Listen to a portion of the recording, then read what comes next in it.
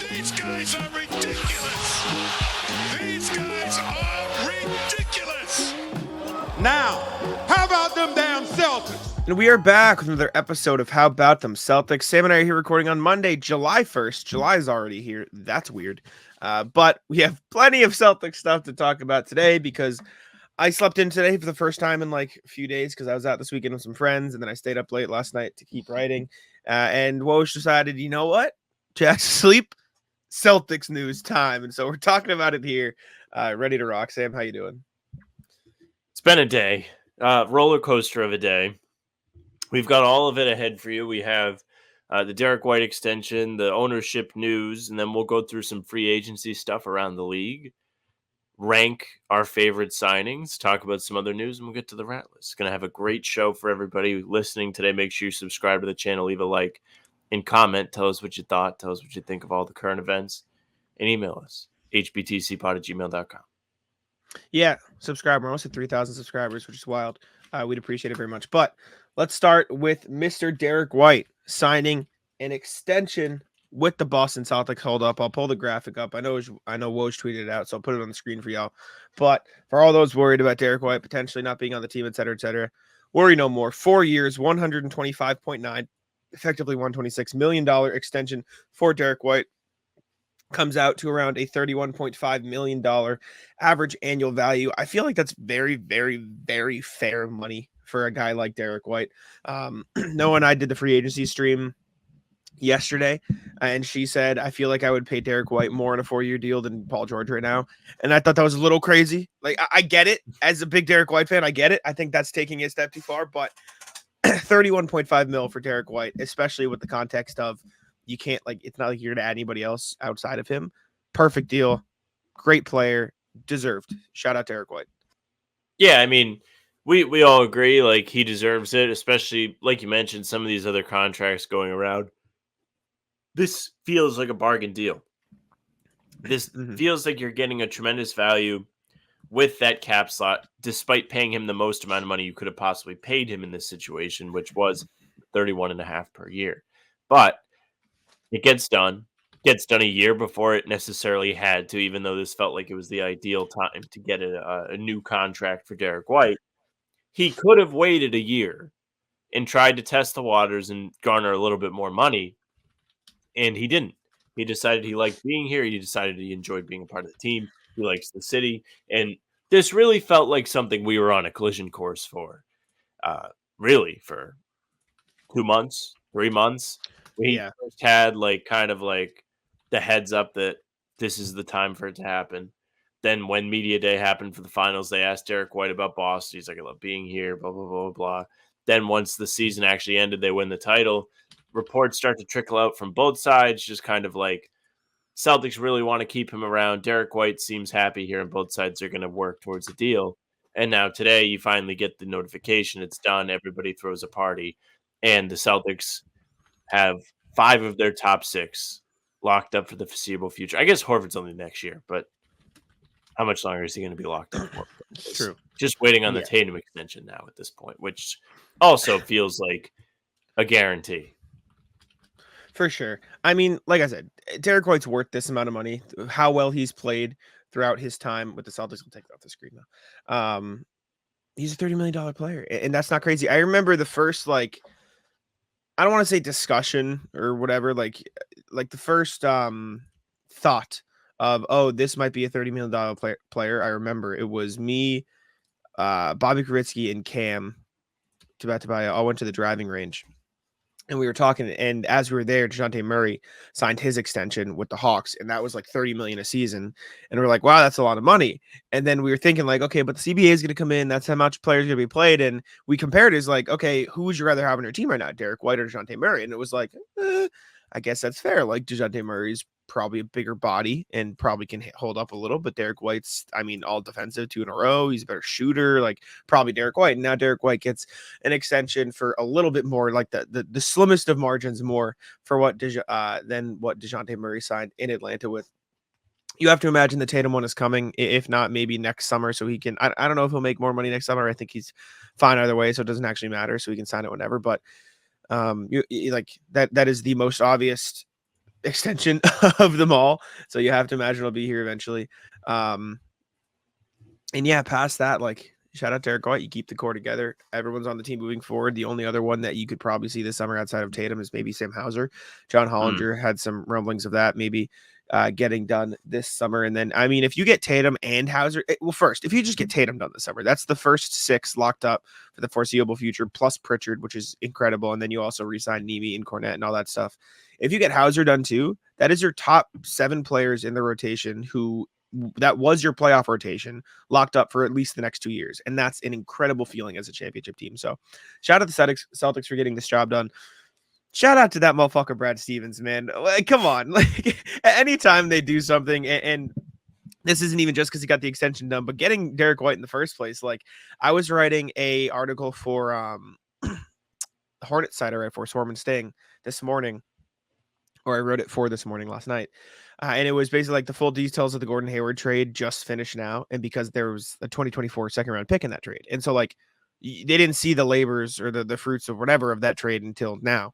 But what I was like finding through that is like the only reason the Celtics got Derrick White is because they traded 2 second round picks to create an exception. And then in that exception, they got Josh Richardson, then they extended Josh Richardson, and they flipped him into Derrick. Like every move Brad Stevens has made has led up to this championship. Like it has been a slow, methodical process of I'm going to make this move, but also look 2 moves ahead and get the right piece into place. And so the fact that he's able to get this 4-year extension done with a guy who has become like, I don't want to say the poster child, but like the pinnacle of what a role player should be in the NBA. Like this is what a high level role player / starter / close to an all-star should be at the NBA level. And Brad Stevens found him and inked him to a 4-year deal.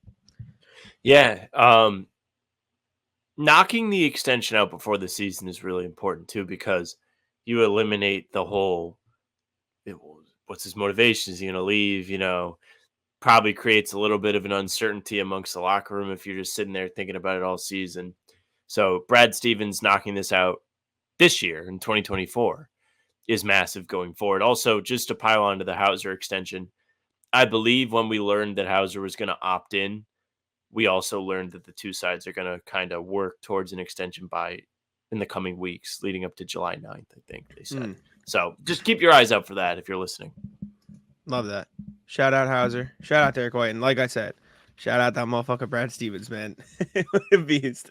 All right, we interrupt the rest of the pod to be here because Jayson Tatum decided to sign his extension with the Celtics about an hour after we recorded, hour and a half. Yeah, it must have been. I mean, you guys have seen it if you've looked at Spotify or wherever you're listening or watching on YouTube. Like, this is a long podcast already, and we have to jump in now. Devastating. And had more stuff, but obviously, very, very good thing.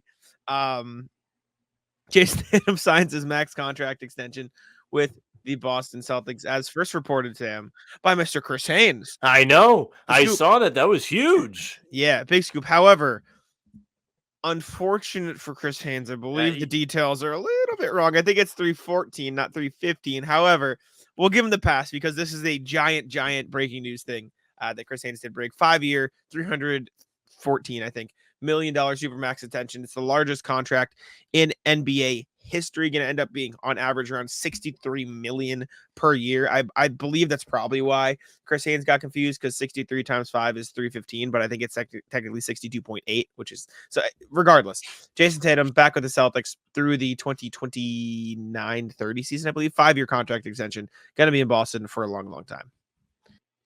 Yeah, I mean, if this didn't happen, it would be more newsworthy than it happening. I think we all kind of just assumed there would be no reason for Tatum not to sign this, especially in today's NBA where players will fucking sign anything. They're just signing a contract to play in the NBA. These contracts actually don't mean as much anymore. I suppose it means a lot more. In this case, they just want a title. The team is built to succeed for years to come. There's not really any evident reason why Tatum would want not to be here, but players will sign this and then be like, hey, trade me. You guys already paid me, but just trade me. So anytime a Supermax extension is not signed, that is a big eye opener to whatever issues are going on and whatever franchise offered the contract. And clearly with the Celtics, despite the sale happening today, don't have any issues. No, they'll be fine. Jayson Tatum's a damn good player, deserves every penny. I don't think anybody's going to question whether or not he deserves a contract, et cetera, You et would cetera. be surprised. Well, People on Twitter and in the replies of all the big tweets. Like, scroll anyone- down. Let's see what people have to say. anyone who actually enjoys Celtics basketball and is a real fan of the team understands and knows. Yeah, so the CBA rules don't apply for the Celtics. This guy doesn't know how the CBA works. Luka's son, crazy thing to say. Tatum and Brown, just money. 80 for Tatum. Buckrack Sports doesn't know how to do math. 100 million per year is insane. Doesn't know how to do math. Yeah, no one. Yeah. A lot of people struggling with the calculator. Yeah, people don't really understand how math works. But yeah, Tatum extension. I don't know how much there is to say about it. It's like, duh, nice that it happened. Shout out Brad again. I mean, I don't know when in the pod this is gonna go in. I'll probably put it in right after we talked about the D White extension. But Brad Stevens, shout out. Yeah, I mean, 5 all-star players. They're gonna be the entire starting 5 is gonna be under contract for the next 2 seasons at the very least. You have Jalen and Jayson for the next 5 plus. Derrick White under contract for the next 4 after. Like, great work by Brad keeping everybody together. This is just the most obvious like layup. Like during Brad's press conference, I guarantee you there's going to be a soundbite that's going to be like, this was the easiest thing I've ever had to do in my life. Like, what do you want? Like, of course, like, duh, no shit. But yeah. Before we go, there was one other thing I saw from Adam Himmelsbach, which I think is at least worth noting because it just came out like a couple minutes ago. I know exactly what this is. Celtics co-owner Steve Pagliuca, you guys are going to hear us talk about Wyc selling the team in like 2 minutes whenever we finish talking about this. It's just we had to cut in here to talk about this.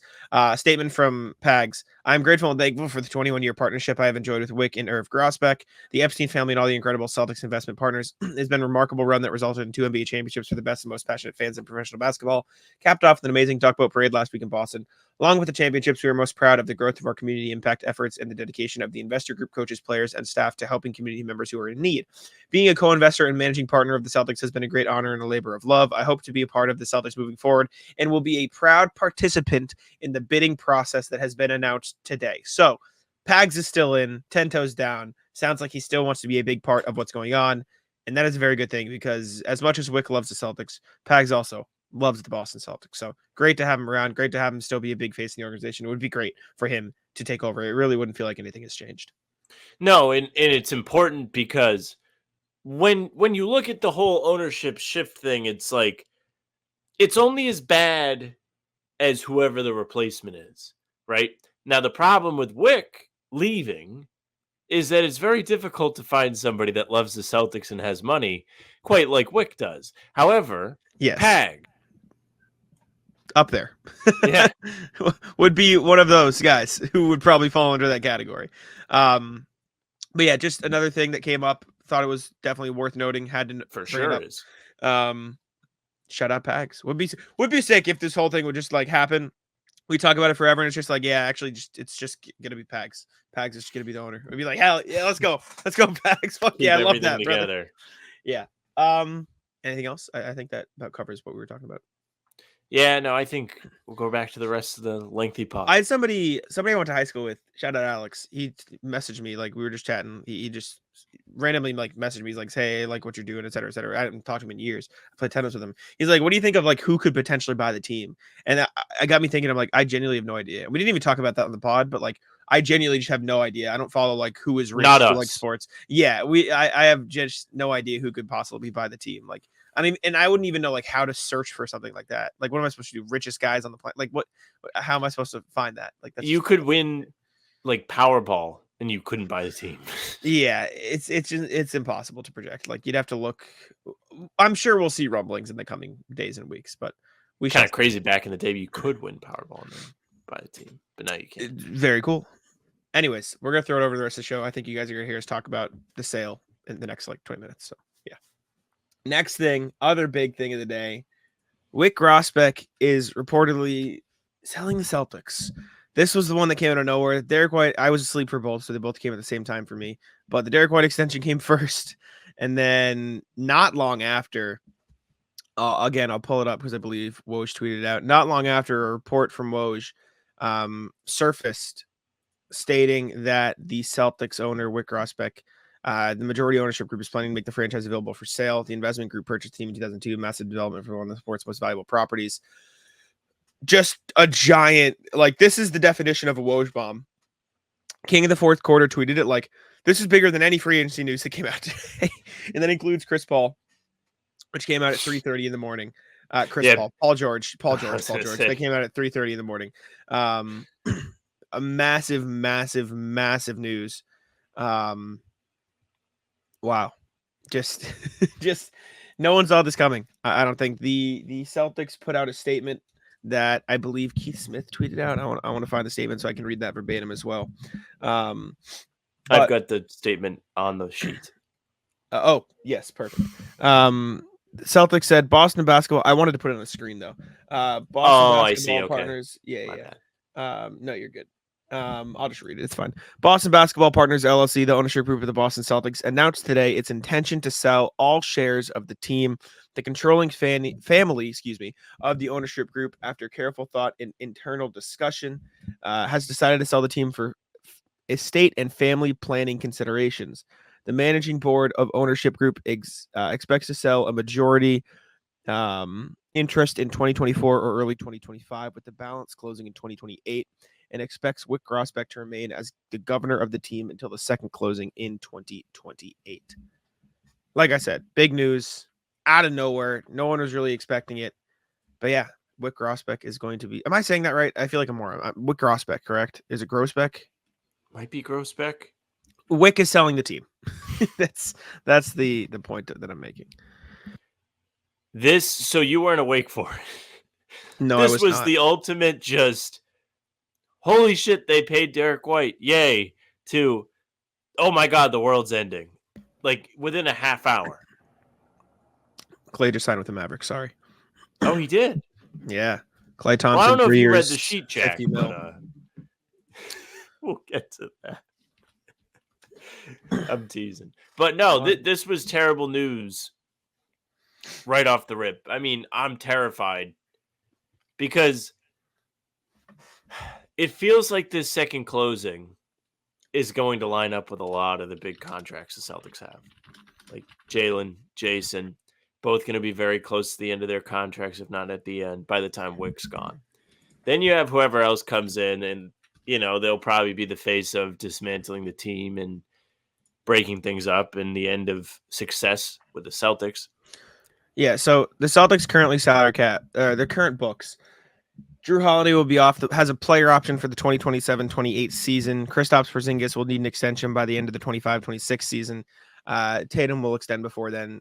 Jaylen Brown is under contract through the 28-29 season, fully guaranteed. Peyton Pritchard is under contract through the 27-28 season. Derrick White will be too. Derrick White. They have enough. Is he going to be through? Is he going to be through 28 or is he going to be through 29? Like it's 29 with a player option. Prize Picks is America's #1 daily fantasy sports app with over 5 million active users. Prize Picks is the easiest and most exciting way to play daily fantasy sports. Unlike other apps on Prize Picks, it's just you against the numbers. All you do is pick more or less on 2 to 6 player stat projections and watch the winnings roll in. Get in on the daily action with your friends and become part of the Prize Picks community. If you're looking for promotions, Prize Pick has got you covered every single week. From lowering select player stats projections on Tuesdays to help your lineup hit, or getting your entry fees back if you have a losing lineup on Fridays.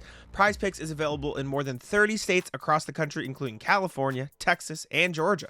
Sam and I use Prize Picks all season long. You guys saw it before all of the pregame shows, but now it's the offseason, so we got to find some other things. Take a look at the Red Sox. Jarren Duran. Never know. He's been pretty good. Might as well take a look at his hits. You look at Caitlin Clark, the WNBA. You look at Alyssa Thomas, the WNBA, the Connecticut Sun, right there. The points. More or less, who knows? They're pretty good this year. Download the Prize Picks app today and use code CLNS for a first deposit match up to $100. That's code CLNS on Prize Picks for a deposit match up to $100. Pick more, pick less. It's that easy. Okay, so Derrick White will be under contract the same as Jaylen Brown, but the final year of his deal will be a player option. Al Horford is going to need an extension by the end of next year. And then, yeah, that does it for the Celtics big players. So it does line up pretty evenly with those guys. My biggest thing is obviously this is going to be huge for, okay, is the new owner willing to spend all that stuff? You would hope that while Wyc is selling the team, that will come up in discussions. I can't imagine Wyc just being like, okay, I'm just going to sell this to a vampire who's going to sell the team and not care about the franchise. Like, he very clearly cares about this team. And how old is Wyc Grousbeck? Like, as much as it sucks 58 that he's selling the team, Wyc Grousbeck age, he is 63 years old. That's close. And so he owes me a nice handshake for that 5-year benefit of the doubt. it gets to a point where you can understand wanting to like retire, spend time with your family, like to just be less hands-on, because like for as hands-off as owners can be, like he has been around, Wyc has always been around the team, and you can understand wanting to cash out, while realistically, like by the time they end up selling the team, teams are probably going to be at an all-time high in terms of value. Like they just are. Yep. And so you can understand wanting to get out all this stuff, and hey, you got the job done. 18 delivered, handshake, appreciate it. Thanks, Wyc. Got 2 titles during his time in Boston, and that's appreciated. You have to imagine for how much he's cared about the team that he wouldn't sell it to a John Henry. You know what I'm saying? Like, you have to imagine he wouldn't sell it to a group or a person or something like that, not willing to spend. And for all the jokes we make about Matt Ishbia and like the controlling stuff, like, he spent money. Like, the Suns ownership sold it to somebody who was willing to spend and dole out for the team. He didn't spend the money well, but the Celtics have Brad Stevens. And so you have to imagine Wyc will sell it to someone who, one, is willing to spend, and 2, is willing to trust Brad Stevens and the front office, who has done a phenomenal job of orchestrating this team and constructing them into the championship contender they are. And as much as this is potentially lining up with the end of the Celtics, core, whatever, the other important thing that I don't think is like we talked about is, by the time this hits, and by the time we get to the breaking point on the Drew Holiday, the Horford, the Derrick White, the Kristaps, like, Drew Holiday's gonna be 38. I don't think he'll be playing that long. Like, he probably won't be on the team, and so I don't think it'll be a matter of, oh, will you keep Drew Holiday? Is, will you flip Drew Holiday or maximize that contract spot, or how will you then build around the Jays from then? Kristaps Porzingis by that point will be what, 29, 20, 30, 31, 32. Like, he'll be 32, so you can imagine he'd probably still be playing, but like, what is that version of Kristaps going to look like? Is he injury prone still? Is he still able to move around the same? Like, what's that worth to you? Like, Jaylen Brown is going to be 28, 29, 30, 31, 32. He'll be in the prime. Same thing with Jayson Tatum will be around 30, 31. Like, this will be the latter stages of the career. So Wyc Grousbeck will be around throughout the next, what? He called it a 6-year window today. So like the next 4 years prime of the Celtics, which is a great thing. And then after that, you're going to have to look at what's next. And I think that's the important part. Like, this isn't going to be, okay, will they continue to keep this core together like the Nuggets kind of failed to do, even though they didn't change ownerships. They just didn't want to spend money.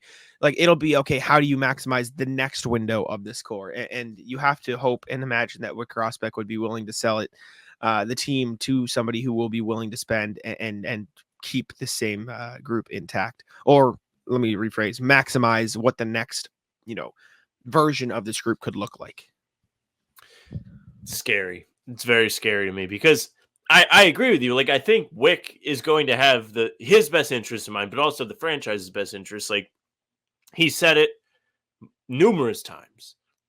Him and the rest of the ownership partners are Celtics fans. Like, the name of their ownership group is literally Boston Basketball Partners LLC. So they are in to make the Celtics the best the Celtics can be. He has absolutely walked the walk along with that.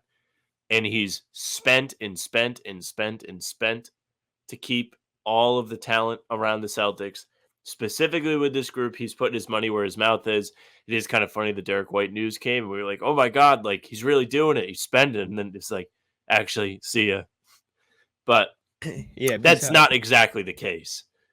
But it's what I immediately thought. But ultimately, you have to really hope that you get a good owner next time, because you just see right across town with the Red Sox how much a bad owner can fuck everything up and make it miserable. Screws it over. You got people say and sell the team, and owners like that are just in it to spend money ultimately are not going to be good for the product. They're just not. Yeah. You see it all over the place. Like, for example, the Arizona iced tea guy, he was talking about how he never wants those Yes, cans I to saw that. surpass 99 cents because that's Respect. essentially the purpose of his brand is to be affordable. And like he's stuck to that, but he's sacrificing profit because he wants to be the best for the people. Wyc Grousbeck, he's sacrificing profit because he wants the team to be the best for the fans. He could just own the Celtics brand and people would buy stuff and he could put a shit team out there. But they don't. They push it to the max. So you have to really hope that you get a good one going forward, or it's going to be some dark years to come. Yeah.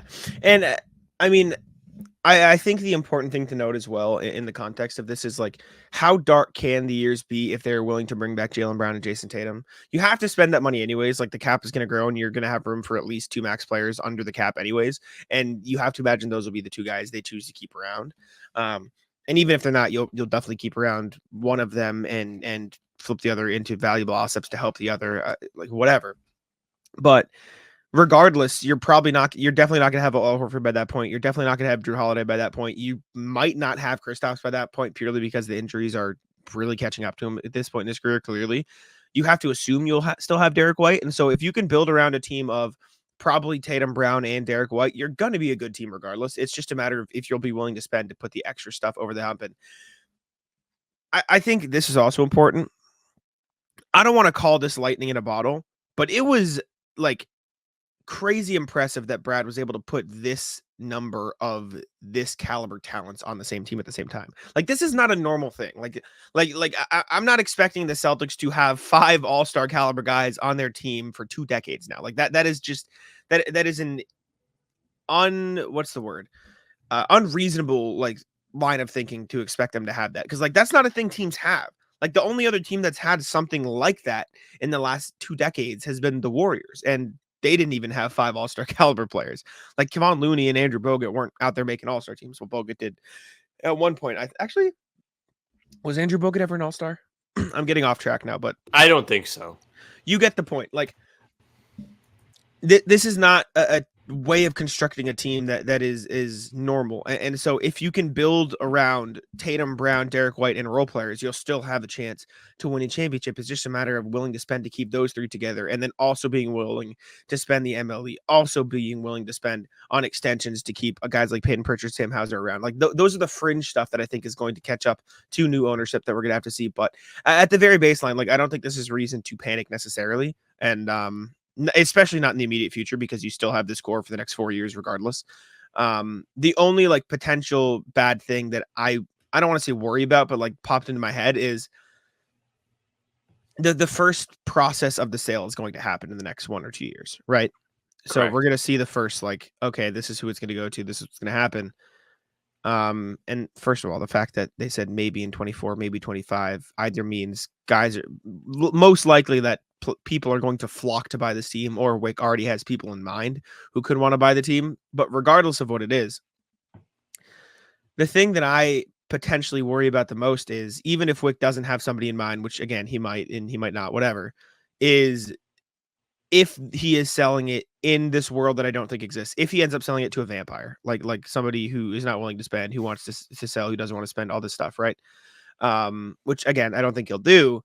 My only concern is that that person wants to trade pieces before the window closes in 28 to set up to not have to pay taxes.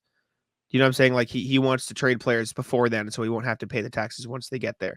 Again, I don't think that'll happen. I don't think that is how it's going to play out. I think Wyc will, one, sell it to a person willing to spend and willing to keep the core together, and 2, I think it won't matter at that point, because Drew Holiday would be off the books anyways, and Kristaps could be off the books anyways, and you wouldn't have to spend at that point because the taxes wouldn't be as bad. But that's the only real cause for concern with this news. And again, I just don't think that's a plausible line of thinking to go about it, because I don't think that's what Wyc Grousbeck would do. But it sucks. Love Wyc. Love the way he's been willing to spend, especially in the past few years with the team. Came in and told them they had no Crazy balls in news. the conference finals last year. Respect that he did. Hell yeah. Fuck yeah, Wyc. Nah, it's sad to see him go. Let's hope they have some success before he leaves. One more success. parade for Wyc. Yeah, more success. They've had plenty of success. Let's get a little more in there. I agree. I feel like I have more Like there's more I was going to say on it, but I can't remember what it was. So we'll close it there. I was there's a shocked. Like this is out of nowhere. Little extra to the sheet here. I can read it if you'd like. I just Is on it about Twitter. Wyc? What is it? No, it's about the second apron / the Tatum extension. Bobby Marks put out a little summary of the Celtics and the CBA restrictions they're going to face. So I'll just read this out loud. Those of you that are curious about all the financial stuff, here you go. Celtics will be well into the second apron this year, but there's no imminent threat to break Boston up, obviously. The Celtics have their top 6 players under contract, along with reserve guard Peyton Pritchard, and could have Sam Hauser back too, depending on how they handle his team option for the next season. The pressure point instead will come next summer in 25-26, when the final phase of the new CBA, far more punitive luxury tax rates kick in. Jayson Tatum is all but certain to sign a 5-year Supermax extension this summer. We know that Derrick White already signed one, and should Tatum also sign, the Celtics payroll will be projected to be around $225 million. And with repeater tax payments, the Celtics could approach $450 million in payroll and tax payments, which would set a new record. Over what Golden State has. I mean, this goes back to what I said. Like, it is not normal for teams to have 5 all-star caliber players on teams because of this reason. And I totally understand and empathize with the not my money stuff. But there gets to a point where it's like, yes, not my money, but holy shit, that's an insane amount of money to be spending to keep a basketball team together. And up to this point, Wyc Grousbeck has talked the talk and motherfucker has walked the walk too and said, yeah, I'm in 10 toes down, gonna spend this money. Very curious to see how that plays out once it is $450 million. Me, handshake Wyc, not my money. Soon to be not his money, but when this kicks into gear, it will still, in fact, be his money. That is a scary thing to think about, and you have to imagine that Brad has already thought of this, right? Brad is the genius of all geniuses. What would it be? Would it be, okay, Drew Holiday's getting old, let's flip him into smaller contracts? Is it, Kristaps is getting injured, let's flip into smaller contracts? Like, by the time this comes around, wait, what'd you say? Let me find it so I have the date's correct. By the time the pressure point comes around 25-26, which I don't know, and I don't know if you know, is this after the 25-26 season or before the 25-26 season? I don't think it says. My guess is it's before, with the repeater tax and okay, that being the season that the final phase kicks in. That's where it will be. So I think it's like that season as a whole is the mark. Like whenever, like July 1st next year. Okay. Well, my point is, it wouldn't surprise me to see like by the time that season starts or ends, maybe a Sam Hauser gets traded. Maybe a Peyton Pritchard gets traded. Maybe like these fringe moves that could bring it down a little bit to keep the top 5 together happen. Or maybe Kristaps is on the block and they consider, bringing that down for a couple smaller salaries and really invest in a big. But that you would have to really invest in a big by then because Horford's not going to be around, and Horford's money will be off the books by then probably. Because maybe he'll retire after next season. Who knows? Maybe you consider flipping plenty of stuff will be on the docket by that point for Brad to consider. But I guess we will just have to see. Money is starting to pile up in Boston, and that's like I said, that's what happens when you have 5 all-stars on the team together, because that's not a normal thing. It happens in the NBA. And so shout out Brad Stevens and Wyc for being willing to put this team together, because goddamn, they got the job done. And right now, it's all that matters. So shout out. Okay, let's go to the email here. Appreciate it, y'all, for the emails. Make sure to email us at hbtcpod@gmail.com. We read them on every full podcast. We appreciate y'all for real quick sending them through. Yes. Just for a little added perspective on the end of the Wyc timeline, 2028 Celtics Spurs pick swap. 2029 Portland has the Celtics first round. Just a little added context. Like, if you're the Celtics and you're the new owner coming in, probably don't want to nuke the team right away. Well, hopefully it'll be set up to be sustainable, because Brad talked about this quite a bit at the press conference last week with you guys. And, you wrote about sustainability. We talked about it on the show last time too. they're setting the team up just to be able to work going forward. Now, whether or not that can happen after this edition of the Celtics is another question. But like you mentioned, the moves leading up to the official sale, are going to really be important. Well, I think the important additional context as well is like I said, it's not like nuking the team isn't going to be, oh, we're trading Jaylen Brown and Jayson Tatum and Derrick White. Like they will that would just be malpractice. Like because the new ownership won't have to pay taxes on a team that just has those two players on it and a bunch of like smaller contract guys to stay under it. Like they will still be a good team regardless in 2029, unless Jaylen Brown or Jayson Tatum wants to leave. Like if those two guys are on the team, which I project they probably will be in 29, you'll be fine. And so I don't think it'll matter too much in terms of the picks, at least. That's my read on the situation. Like what they should do is just blow it up and get Cooper Flash. No, this is just a matter of whether or not you'll have all the extra guys to help you be the truly dominant powerhouse, which realistically, like even if Wyc wasn't selling a team, probably wouldn't be sustainable till 2028 anyways. They mentioned the 6-year, 5-year window, however long. That'll be the tail end of it. So I think it'll be all right. Hey, gang, let me tell you a little something about Game Time. Now that the NBA season has come to a close, you got to get yourself out to an MLB game this summer. You want to go to Fenway, you want to go to your local ballpark. Game Time is going to get you there. They are an authorized ticket marketplace of Major League Baseball, which makes tickets easy to get. Prices on Game Time app actually go down the closer it gets to first pitch. Who doesn't love using it? I sure do. I used my Game Time app to get my dad tickets for Father's Day, and I got a fantastic deal. It's so easy to use. Again, you can get those last-minute deals. They have flash deals and zone deals.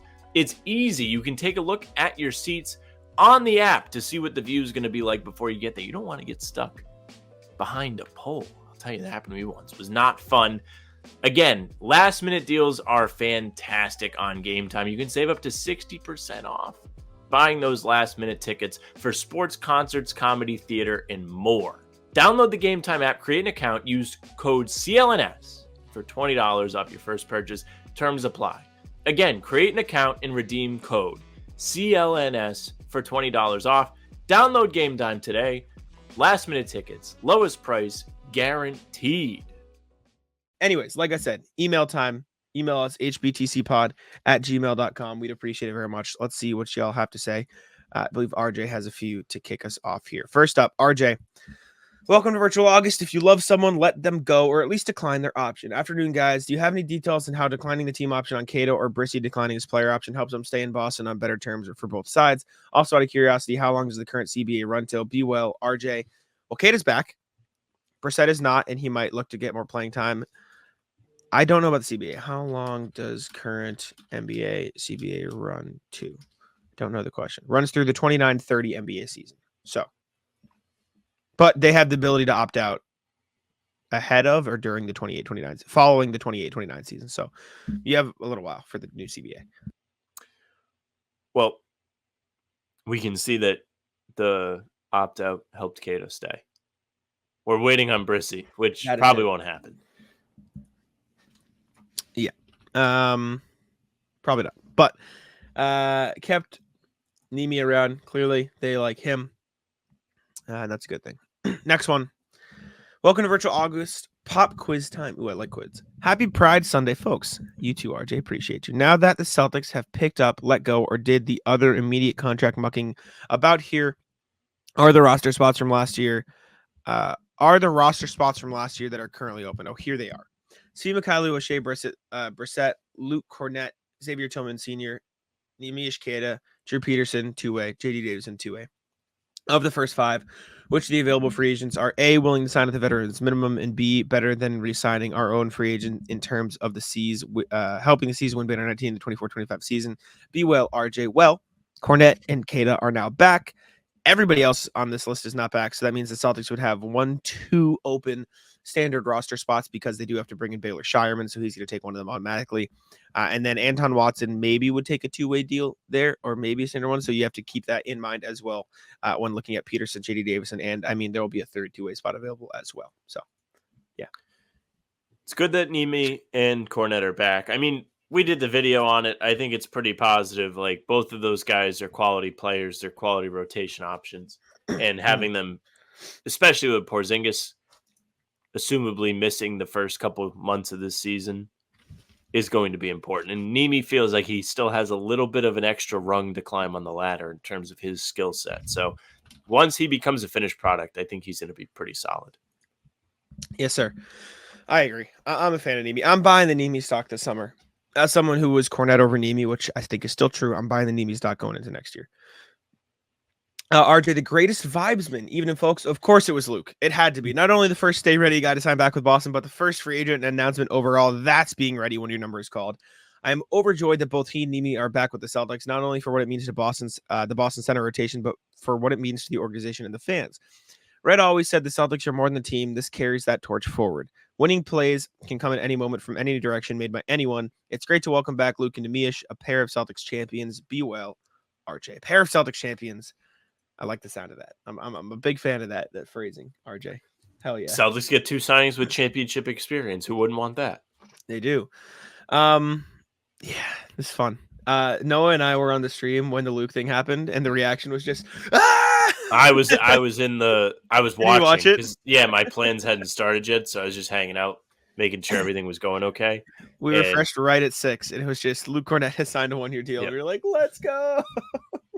That was you couldn't script anybody. We were talking about because teams are allowed under the new CBA to negotiate with their own free agents after the finals. So that could have come at any time. Like they could have done that any time. And so when it happened, my theory was just imagine if one of Luke's things that he wanted to happen to sign a 1-year deal or a minimum is okay, I'll sign it, but it has to be right at 6 p.m. when free agency opens. So I am the first. Yeah. Just and that is that would be the most Luke Cornette thing to do. Just I want to be the center. I want to be the first free agency thing. That'd be so funny. I need you to remind me to ask him at Media Day next year. I was going to say, I literally was going to be you going to ask him that? Somebody has to. And I will, if I remember in the moment, I will ask him did you know that was happening? What was your thoughts? Did you try to organize that? If you remind me, and if I remember, I absolutely will ask, because I can just imagine him sitting there oh, come on, 6 p.m. 6 p.m. Yeah, because they could have announced something beforehand, right? There was the ability to negotiate with your own free agents before the 6 p.m. window opened for the rest of the league to go at them. So yes.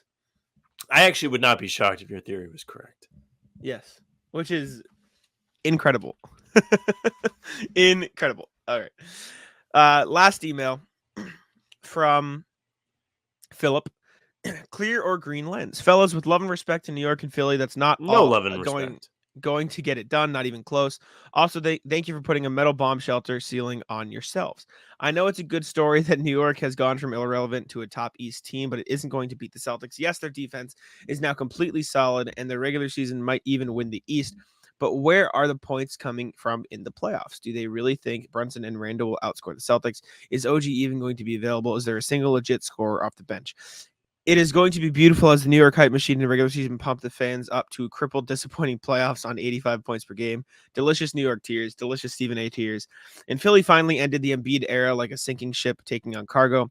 Mediocrity is their specialty. So they so loved the Tobias years. They're banking on it again. 50 mil for Paul frickin' George, scoring 19 in the playoffs on terrible efficiency. PG literally always sucks in the playoffs, which is when Embiid ritually breaks down like a pair of cheap socks. I am sure Philly fans will take it all in stride with respect and dignity. These are the same types of moves the Bucks getting Dame. The price just isn't worth it. The two eager Knicks and panicking Sixers are now contractually screwed, and I, for one, am happy to see it. What do you guys think? Have I finally put the green glasses on? All the best, Phil. I still think the Celtics are by far the best team in the East. I still think that. There's a little bit of green glasses with that, but I respect it, Phil. I respect it. Well, the thing I'll say about these moves is I wouldn't necessarily compare them to Milwaukee's move because Milwaukee pretty much built out the rival. Now, I'm on the Pistons train as much as the next person, but I don't think relinquishing Tobias Harris is going to ultimately lead to this Sixers rival climbing to the top and winning a title.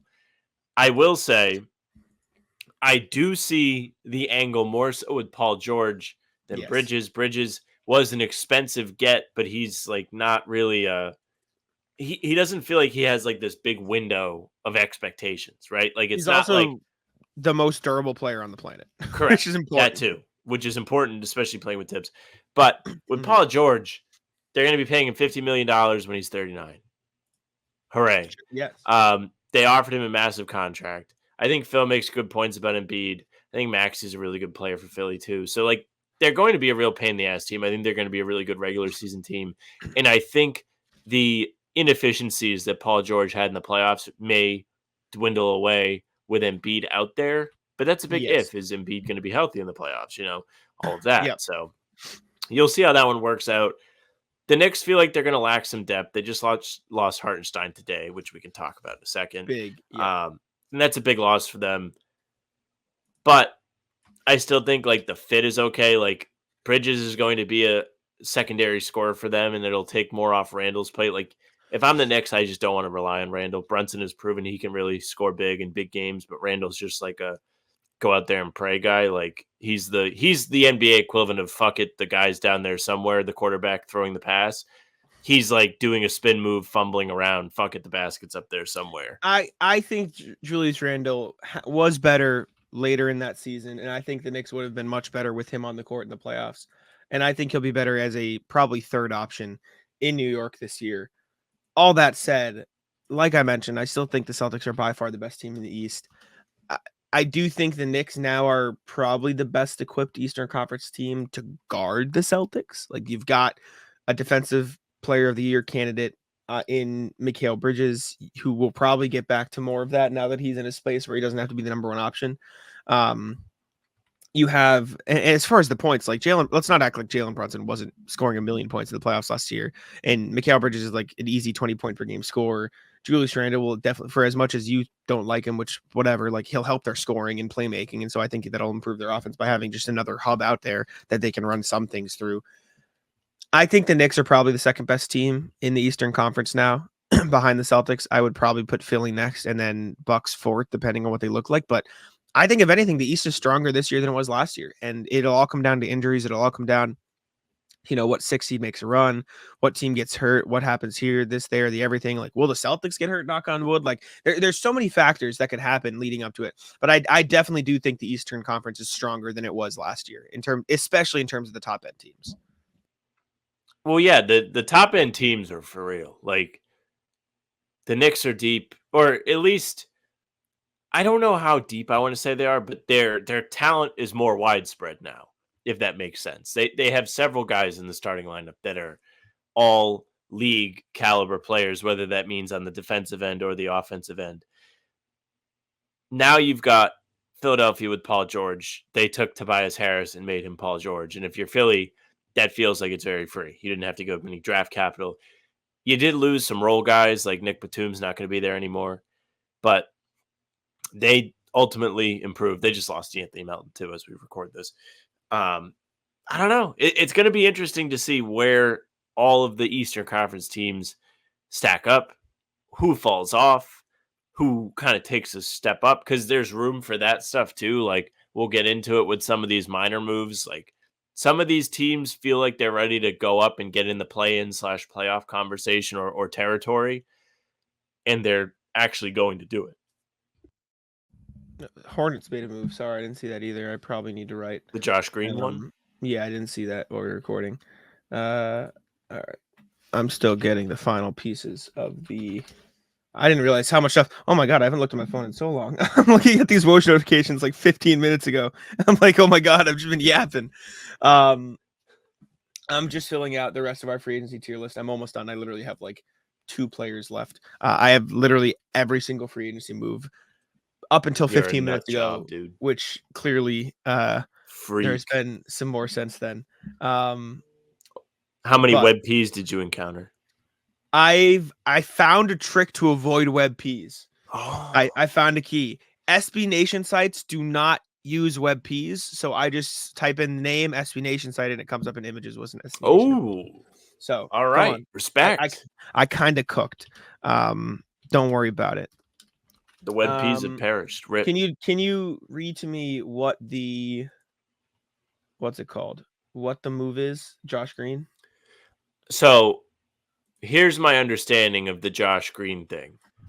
Chris Is it Haynes. official? Golden State is working through details with Dallas. I'm told, quote unquote, a deal is not close at this point. Jake Fisher. Okay. The sign and trade framework that will ultimately send Klay Thompson to Dallas has a completed concept that would send Josh Green to Charlotte, sources said, but what goes back to the Warriors has not yet been finalized. So Gotcha. that Josh Green thing isn't finalized, but Fisher adds Josh Green is somebody that Charlotte leadership coveted back at the February trade deadline when the Hornets sent PJ Washington to Dallas. I see. Sorry, I had coffee in my mouth. I see.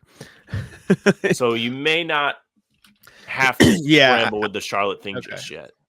Okay. So what you're saying is I don't have to include Josh Green in my tier list yet. No, I don't think so. Okay, noted. What is the last thing? We'll talk about it now. So thank you for the emails. We appreciate it. Make sure you email us at hvtcpod@gmail.com moving forward. We're going to do our free agency full tier list now, recapping all the moves of free agency. And I have the big tier list here. Okay. Obviously, we're going to go more in detail on some moves than others. Because some moves are simply just like Obi Toppin re-signing with the Pacers. Like we can go like 2 seconds on that. Also, Aaron Holiday, 2 years, $10 million deal with the Rockets. We're not going to talk long about that, right? Like obviously. I thought there was like half a chance one of the holidays would end up here too. Maybe. Yeah. Well, now you only have one left. I'm trying to figure out where I left off on this. I think here. Okay. Yes, so a lot of moves, as you can see by all the players on the screen on the YouTube. I need to get Aaron Holiday, and then we will officially get into this. Do you want to start top down, or do you want to start Luka Garza up? Let's go from like the lowest, or you could go in chronological order if you really want to. It doesn't matter. I don't know how to do that. Oh well, just you know what I'm saying? Go the like, lowest up. Okay, because if you just like happen to have it in like a random order, like there would be. I ordered it in the order. I like just read it off of the spot track thing you linked where it's just by the largest salary. I see. Gotcha. So we can just do whatever order we feel like it in here. So we can start. Okay, well did it just take out all of the images? Do you see that? Do you see that happen in real time? Did you see that happen? You saw that, right? I mean, it's not the end of the world because I can just literally go in here and they're all right here in my files. So it's fine. But it tried real hard to screw me there, and you all saw it if you're watching on the YouTube. You all just saw what my computer does to me. You all real time. Okay, here we go. We got them all though. Don't worry. So I'm not gonna mess with presentation mode anymore. So I'm just gonna start with Emmanuel quickly because he's at the bottom right here. I think this is all of them, but I don't see Aaron Holiday in here, so this might not be all of them. Wow, I can't believe you guys just saw my computer mess with me in real time.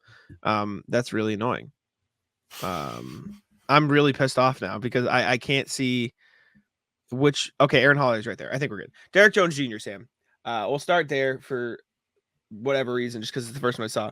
Signs a 3-year, $30 million deal with the LA Clippers after Paul George leaves for the 76ers, which we should probably have done first, but we'll do that after. Thoughts, Derrick Jones to the Clippers. Again, this is one of the ones we probably won't spend a ton of time on, but still. Well, Derrick Jones was a big part of Dallas's run to the finals. Now, whether or not he showed up in the finals is another question, but he did have a good playoff run. He probably overperformed. With that being said, I think if you're the Clippers, this is maybe a little bit of a risky move. You had a little bit of money to throw around with the Paul George exit, and you feel the need to make up for it. I would throw it at the C tier. I think he's probably going to end up disappointing them a little bit this year based on like, oh, wait, we're not getting the guy that shot like 39% in the playoffs from three? What the fuck? And he's also not going to be playing with Luka where he just has to stand there. Like, the setups are not going to be as clean for Derrick Jones, but he's still an exciting defender. He's athletic, and he's a freak dunker. So keep your eyes peeled on that one. Yeah, it just doesn't make too much sense to me. Like, you probably need more scoring, and Derrick Jones Jr. is very much you already have your stars. I'll play off them, and maybe it'll work with James Harden, who I kind of forgot was there, who I don't even think I put on here. No, he's right there. So maybe you have to be. I'm not a fan. It just felt like a panic move. You know what I'm saying? I felt like, oh, we gotta get somebody. Derrick Jones, come on. So The Clippers whatever. are in a weird spot now, man. Like They are. they have the new arena. They want to sell stuff. They want to sell seats. They want to sell merch with the new branding, and then they lose Super Paul cool, Derrick George. Jones. Derrick Jones Jr. jersey, super cool. They Come better get it, hope guys. he does the dunk contest. Let me tell you. Okay, let's do Paul George. Okay. Paul George signing a 4-year max contract deal with the Philadelphia 76ers. He'll be paid roughly $50 million by the time he is 40-ish. 4 years, $211 million. 52 average annual value-ish. 53. Yeah. It like, I think A tier. You get a third star to pair with Tyrese Maxey, Joel Embiid, Paul George for all the shit of he's not healthy, he's never healthy. Played 74 games last year. Like we had somebody come in the stream like, oh, like the Derrick White, Paul George comp, whatever. I know Derrick White rested some and had a kid and whatever, but like Paul George played more games than Derrick White last year. Like for all the talk of him not being a durable player, at the end of the day, one, he's somebody who fits in perfectly with the construct they have going on, and two, if he can stay healthy, which I suppose is an if, knock on wood, he's somebody that can help carry the load. Like Noah and I talked about this.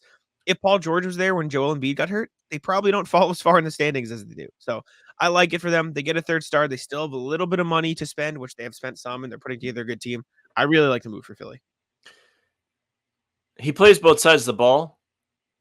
The cap slot is what makes this interesting because when you look at it, and I feel like I'm starting to shift the way I look at contracts now because just looking back a couple years with the Jimmy Butler Miami thing and the Lauri part of that too, when they paid both of them, and it was like, those guys are old. What are you paying them for? The way the NBA operates now is having big contracts can make it easy to make bigger moves if you want to give up draft picks because you are able to match the salary. So I don't put as much weight into the 39 years old making $50 million thing. However, I still do put weight into that. In the present, A tier move, good move, easy, no-brainer move because Tobias Harris left. You upgraded him with Paul George, a better version of Tobias Harris for sure. Like able to create his own shot. He's a real scorer. He can defend, and he's going to play that same position. But down the line, you may really hate having that money tied up with Paul George, but they also paid Maxey and Embiid's under contract, and they have a pseudo version of what the Celtics have where they're kind of grandfathered into being able to pay those guys, and they don't really have to worry about, oh, wait, no, we don't have money anymore. Like, that doesn't really matter because you already have the stars. You're not looking to acquire stars. So when you're rounding out the rotation with a big move, it doesn't hurt as much, even if the salary looks like it sucks. Yeah, I think this is a move that you need to do if you want to win. And respect, I think it's good. I like A tier. You happy with A tier? Yeah, we can live there. All right. I don't think I included OG Anunoby on this tier list, but that was a while ago at this point. That was a no-brainer. Yeah, A whatever. move. Tyrese Maxey, I think he is on here. I think I did include an image of him on here. This is Where's Waldo? I know it's because I had it in order, and then as you saw, it just fucked me live. And okay, Tyrese Maxey here, S tier. You keep your young guy around. He's a phenomenal player. It's the no-brainer, obvious. You need to do it. Move. As you talk about it a little, I mean, there's much to say. I'll grab a picture on Anunoby. I'll throw him an A. We happy with Anunoby an A? Feels like an obvious move. Keep him around, et cetera, et cetera. I mean, all these extensions are just layup moves. If you already have the guy, you might as well pay him. You don't let him get to free agency. For the stars, yes. There's some extensions that maybe aren't A tier. Okay, I mean, we can talk about those as they happen. But like keeping like Maxey, that's a key part of your team. It's one of the guys that you need to have if you're looking to build any kind of successful team. Why would you not pay him? The same goes for OG. Like you already had him, you traded for him, you gave up 2 young players for him. Pay him. Of course you pay him. Like yes, no brainer. Why would you not? There's no reason to cheap out. Worst comes to worst, you can trade him down the line and hopefully get something back that you feel like it's worth trading him for. The Paul George thing for the Clippers, they didn't want to pay him. They didn't want to trade him beforehand. And then they just lost him for nothing. Didn't make any sense. Yeah. No, they didn't. And Anunoby stays there. Tyrese Maxey up there. Easy. Next one, I'm just gonna pick random. We'll go Obi Toppin, Sam. Obi Toppin signs a 4-year, $60 million deal, $15 million a season. Weird, fine. I think he's a fine player. I think Obi Toppin. I'm interested to hear this. It feels like they should get a better player than Obi Toppin to play the role Obi Toppin is playing. Like he's fine. He's not a great shooter. He's a good shooter on low volume. He's a good lob threat. Not a great defender. It feels like you should get like a better defender to play that role for a bad defense. I'll give it a B because it's fine, and I think he's a good player. But like this is one of the extensions where I'm like, I don't think it's automatically S or A for extensions. So I do agree with you where I don't think it's at the same level as the other moves, but this to me was also kind of like a no-brainer. Like, how could you not? Right? He played. Let me just make sure I'm not saying something stupid. Yeah. With the Pacers last year, Obi appeared in all 82 games, played every single game. He was durable. Obi Toppin, on 3 attempts a game, made 40% of his three-pointers. Three-point shooting, every single year he's been in the NBA has improved, regardless if it's been a very slight improvement or not. And in the playoffs, he was a really important piece of their Eastern Conference Finals run. He scored 10, 11 points a game. He was hitting the glass. And specifically in that Knicks series, he gave them some really nice juice off the bench. Like, he was a key piece of it. I think if you're the Pacers going forward, you want to keep together as many of these guys as you can. $15 million is not that much money for somebody like Obi Toppin anymore. Like, I don't know. I don't hate it. I think B's appropriate. It's not like knock your socks off great. Like, nobody's throwing a party, but everyone's like nodding their head. They're like, yep, okay, good. Good job. Yeah, it's fine. Let's speed run a few of these because we got a lot to go. Eric Gordon going on a what deal did he sign? Was it a minimum or was he 1 year $3 million minimum to Philly? Fine, B. Like, good rotation deal. Yeah, any qualms with B tier? Fine. I think he's a good fit in Philly. I think he might even be an A tier, but it might be too soon to tell. I hesitate to put any minimum contract signing A tier for the simple fact of like, I don't know. It just feels like I'll put him A tier, sure, I guess. But like, you think that the Eric Gordon signing was as good as the OG Anunoby and Paul George signings? To an extent, because those extra guys, hear me out. These extra guys, the fringe guys, are important. The reason why a team like Philly ultimately falls apart is because when Joel Embiid isn't playing well or when, he inevitably gets hurt, there really aren't that many guys to step up around him. With the Celtics this year, very, very unique example with the depth in star power on the team. But nonetheless, even using the big man spot, right, Jack? When Porzingis and Horford had to miss time, you felt confident in Luke Cornett or Tillman or Nemi eating those minutes. There really wasn't a whole lot of angst. And when you have somebody like that, it's really important to sustaining success. Gordon is a veteran guy. He's been around the block a little bit. His athleticism and physical abilities on the defensive end probably aren't quite there, but he probably can give Philly the shooting they need around somebody like Joel that is just attracting so much attention on defense. I guess. I I can't put him in the same tier as signing an all-star or extending. B is fine, but I think it's like a B plus ish. Like it's a good get. I get it. It is a good get.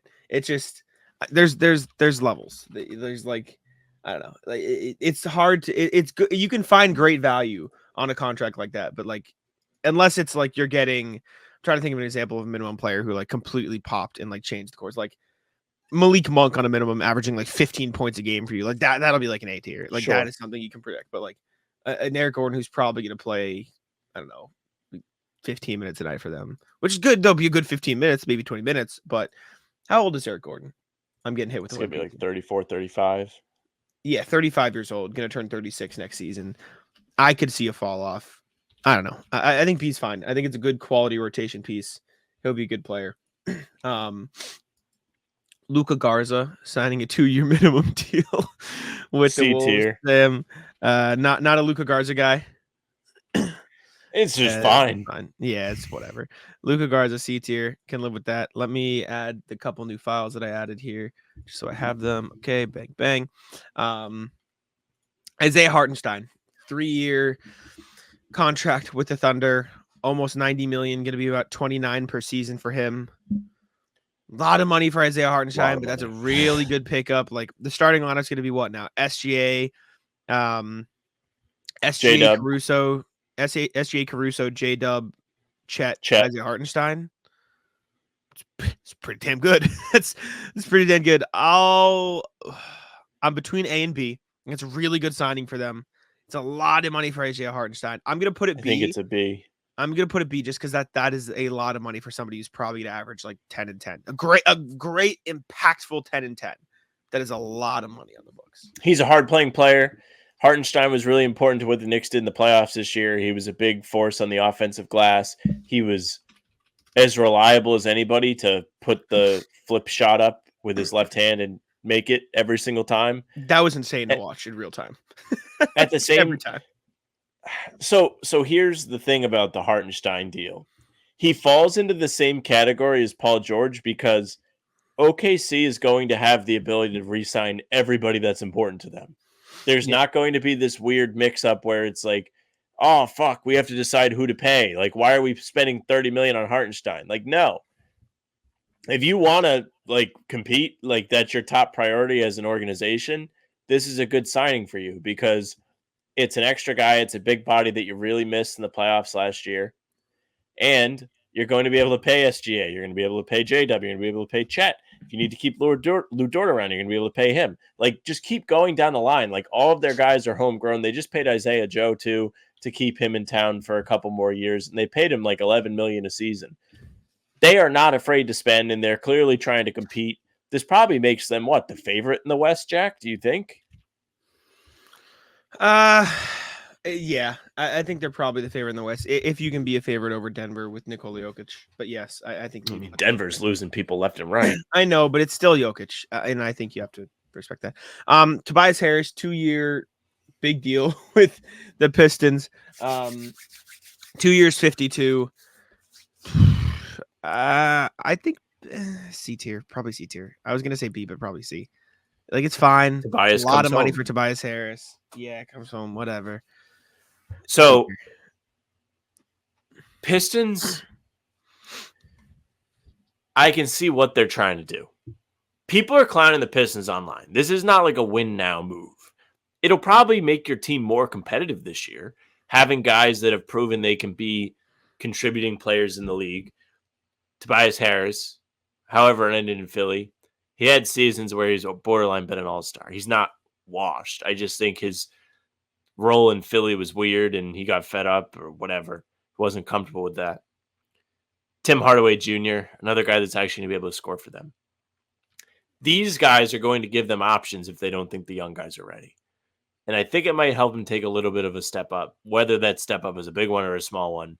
It doesn't feel like you're going to run into the 29-game losing streak Pistons again this year. It feels like they're actually doing stuff to try and improve, even if it's little things. And down the line, if you decide you are ready, if Cade takes a leap, which he did sign an extension, if he takes a leap and he's really playing out of his mind, which we've seen good basketball from him, specifically when they were trying to break that losing streak, then you can trade Tobias and take salary back with that contract slot. So it makes it flexible for you going down the line as you're trying to improve. He'll be on an expiring deal, which is a good thing next year. Yes, absolutely. Okay, let's speed through some of these ones that don't matter. Get them out of the way. Alex Len, 1-year minimum deal with the Kings, D tier. I don't know, like they keep signing him for the vibes, I guess. Respect to Alex Len, but weird. DeAndre Jordan with the Nuggets, 1-year deal. Where? Vibes. Really? I thought you were about to put him right up on A tier. He's D tier too. He's the same as Alex Len. It's different. What do you mean it's different? It's for vibes. I guess, but like the vibes seem so much better. Have you heard him talk about his relationship with Jokic?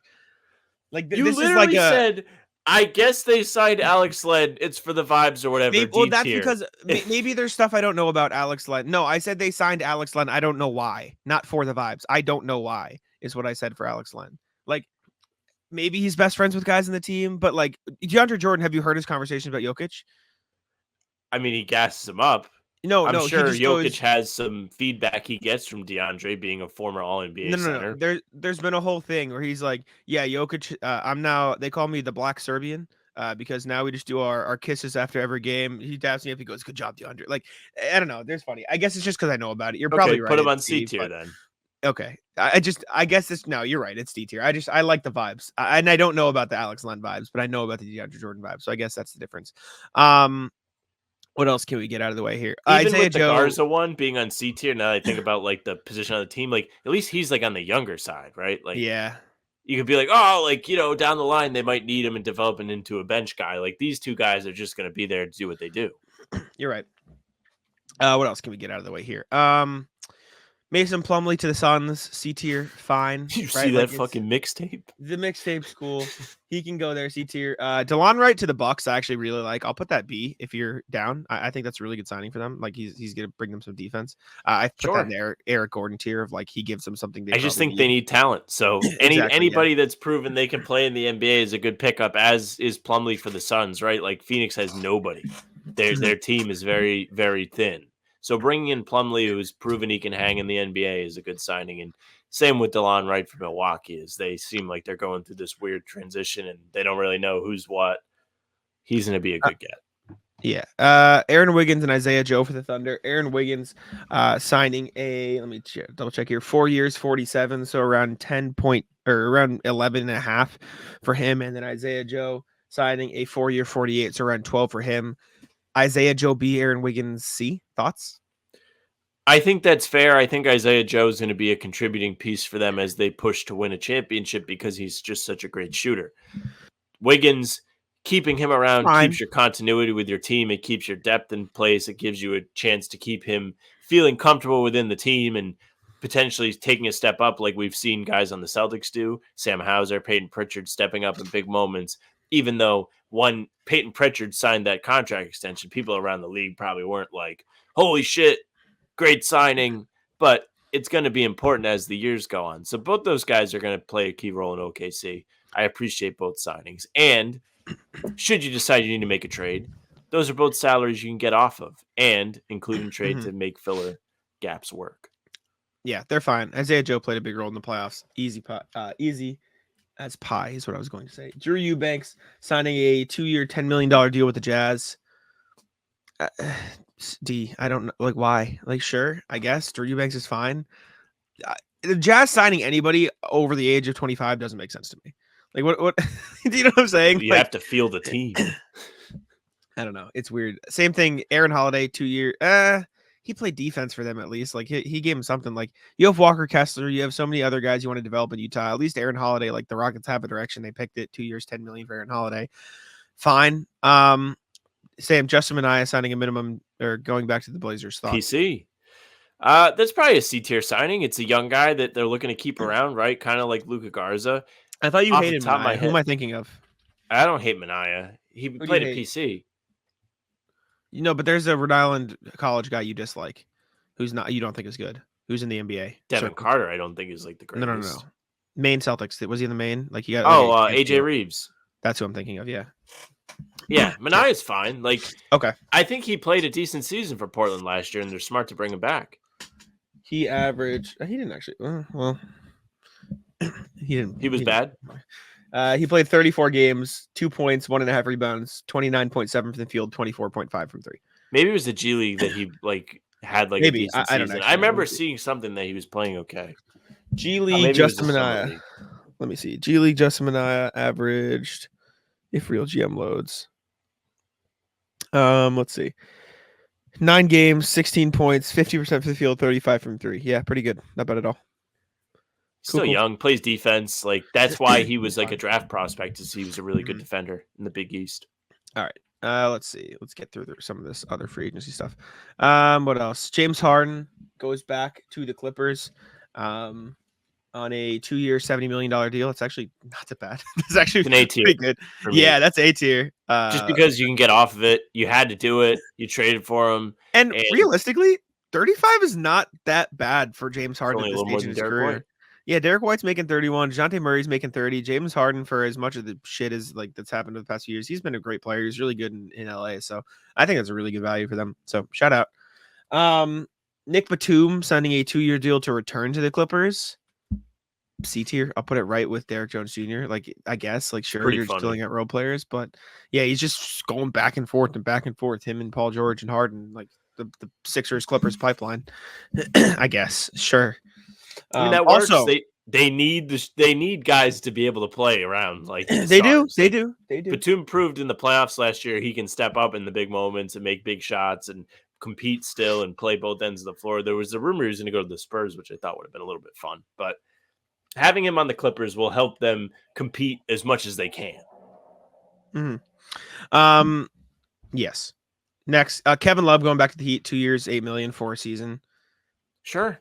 C, fine. B, maybe. C, like it's whatever. C. We're filling up the C tier. A lot of average signings. Kelly Oubre, 2 years, 18 or 2 years, 16 mil, 8 a year, going back to Philly. B or A, one of them. That's a big key. I'll go A. He's really good. That's a cheap deal. And also, who did I make the bet with? Who owes me $100? Who is it? Own up. Is it Bobby? Who got more money in free agency? Tobias Harris or Kelly Oubre? Own up. Did I make the bet? No, somebody in the chat. I think was it Michael Hilly? Was it Jared? Who was it? One of you. I told you. I was like, I hope that I didn't make the bet. Somebody bet me that Kelly Oubre would get more money in free agency than Tobias Harris. Jack's trip to Vegas getting a little bump. I'm watching. Jack, you take that to roulette. It becomes $200. Shut the fuck up.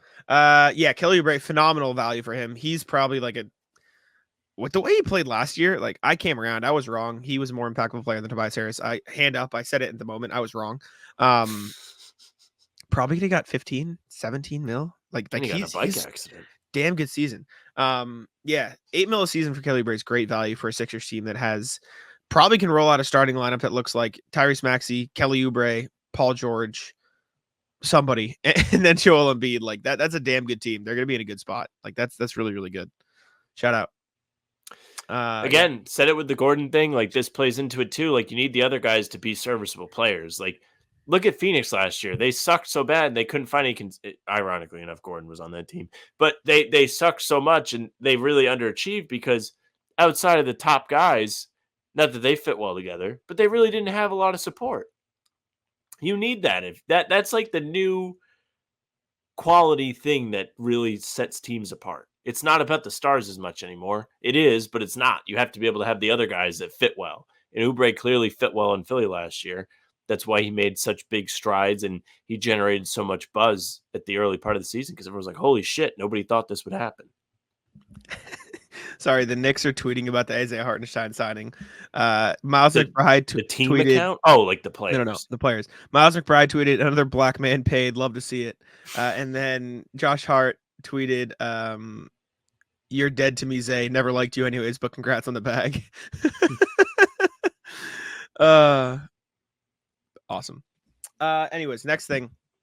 D'Anthony Melton signing I believe 1 year, $12.8 million deal with the Warriors. This is going to be their MLE signing, I think, because they let Clay walk and waived Chris Paul. Good player, fits all right. A little bit weird. Probably B. Fine. I think he's a B. He's a good player. He plays good defense. Player. He shoots threes. He's going to fit into that offense. Mm-hmm. Yeah. Like if you're the Warriors and you're trying to compete as much as you can, these are the kind of players you have to bring in. Steph is still Steph. He's still going to be good. You have to think about what's going to happen with Pods this year. Is he going to take a step up? He really had a great rookie season. And then, you going to get anything from Draymond? Maybe. Who knows? Maybe you knock on the door of the play-in again. Yeah. Next one, Andre Drummond going back to Philly on a 2-year, $10 million deal. D tier. What? He already was in Philly, and it really didn't work. It did work. He was a good backup center for him. He's like one of the best backup centers Embiid has had. He's a good backup center, but I don't know. I just kind of put him in that DeAndre Jordan tier. Not so much that he doesn't play. Not even close. Not even close. Well, I don't know. I guess maybe he's C then, because with Embiid, you're actually going to need that guy to eat minutes. It's not like he's just going to be sitting there for the entire time and then play 5 minutes. He averaged 6 points and 9 rebounds and 1 steal a game in 18 minutes for Philly when he played for them. I think that's a B tier. I think that's a what good year signing. was that? 21-22. So a couple years ago. 21-22. Then he spent 2 years in Chicago playing 13 minutes and 17 minutes, averaging 6 and 6 and 8 and 9. Who did Philly lose to that year in the playoffs? He wasn't on the 22. team. He got traded to Brooklyn in the James Harden trade that year, so he wasn't on the team. Like That's right. he was only signed. traded. He was only traded because he needed to be traded. Okay. I'll meet you in the middle at C tier. I think this is a good signing for Philly. You get a quality backup center for $5 million a season, which is not a lot of money at all. You get somebody who can fill in the gaps at the backup center spot. Like you get a little bit of insurance. I like it a lot. I'm a fan. I think Andre Drummond's still a quality player. If you put him on the right team. Next one, Chris Paul signing a 1-year deal with the San Antonio Spurs. I think this is really fun. Like I really think this is a really I think it's fun really too. Where do signing. you rank it? I think on the court B tier, overall A tier. What do you mean overall? What else? On the court he's old. Well, listen. On the court he's old, and so he's only going to give you limited production. But the way he can help mentor and give advice and help Victor Wembanyama develop, like I think that brings it to the next level. Like I tweeted out, like, and he doesn't cost that much. Exactly. Him, Greg Popovich helping Wembanyama in the same season. Like think of the ways Chris Paul can direct Victor Wembanyama to be in the right spots on the court to get passes from his point guards. Think of the way he can help the point guards that they have, like Stephon Castle, grow into a better playmaker. Like I think this is going to be so good for their young core. You can put him at DA. So I really like the signing for the Spurs. I mean, I don't know how much Chris Paul has left to offer as a player. Like, I think he's still a good passer. I don't know if he's going to be a real scoring option for San Antonio. 11 million, by the way. 1 year, 11 mil. Which is good. Yes. But, like, if San Antonio has some of these younger guys that aren't Wemby take a step up, like, they could be a competitive team for a play-in spot, depending on how much Wemby is ready to go. Like, you have Chris Paul who can actually get the ball to him. Wemby really didn't get that involved in the offense until they stopped running Sohan at point guard. Yeah, until once they stopped fucking around, then he kind of got good. So yes, this is a way to get Wemby involved and help him be better. So yeah, I think it's a quality signing and it's important. There's a reason they did it. For what it's worth, he might not have a ton left in the tank, but it's not like he was bad last year. 58 games, 9 points, 4 rebounds, 7 assists on 44-37 splits. Like he's still fine. And I mean, realistically, if you want to cover up Chris Paul's defensive deficiencies at this point, Wembanyama is a pretty good guy to do it. Good and for if Wemby you want stats. Exactly. And if you want to maximize the playmaking and skills Chris Paul has left, having a 7'5" freak is probably a good way to do it. Like he's end of career Rondo at this point, stat wise. Yes. Play style wise, he's still going to be Chris Paul running pick and rolls and taking the mid range pull ups. But like you said, separate the name from the stats, and it's like I don't know how much of a scorer he's going to be, but the bonus is he doesn't really have to do that. He just has to get the ball to Wemby. I think this is going to be really fun. Yes. I'm so excited. Dude, I don't care if Chris Paul's 90.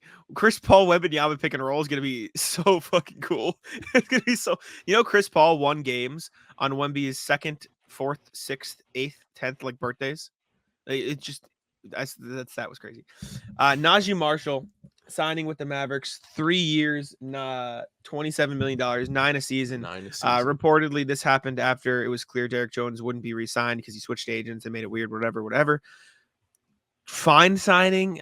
I feel like this is a bit of a chance that Najee Marshall can play the same role. I think he's probably a bit of a better defensive fit for as good as Derrick Jones was. Derrick Jones is small, so he'll get pushed around a little bit by the bigger guys. Najee Marshall's a little bit taller, or at the very least the same height, and I think he weighs a little bit more. He's 6'7", 220. Derrick Jones Jr. watch me look and he's the same, is listed at 6'5", 210. So you get a little bit more size, a little bit better 3-point shooting. I like the fit.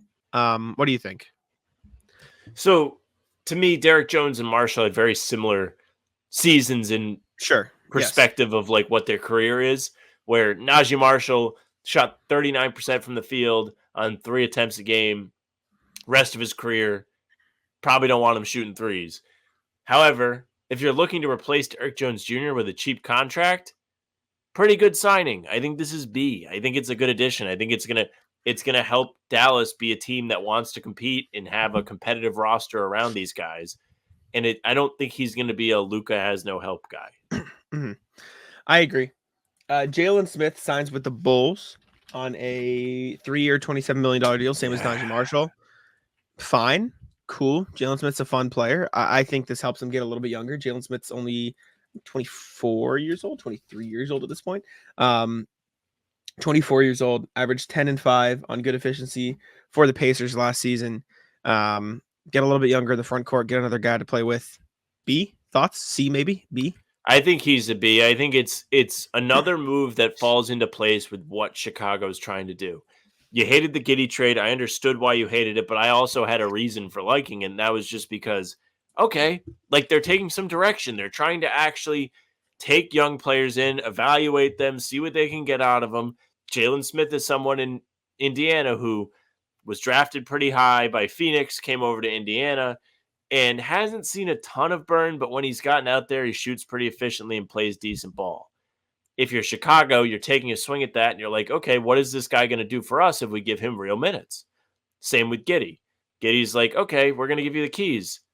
What are you going to do with it? So this is a big window signing. It could end up being a D tier very well. Yeah, I agree.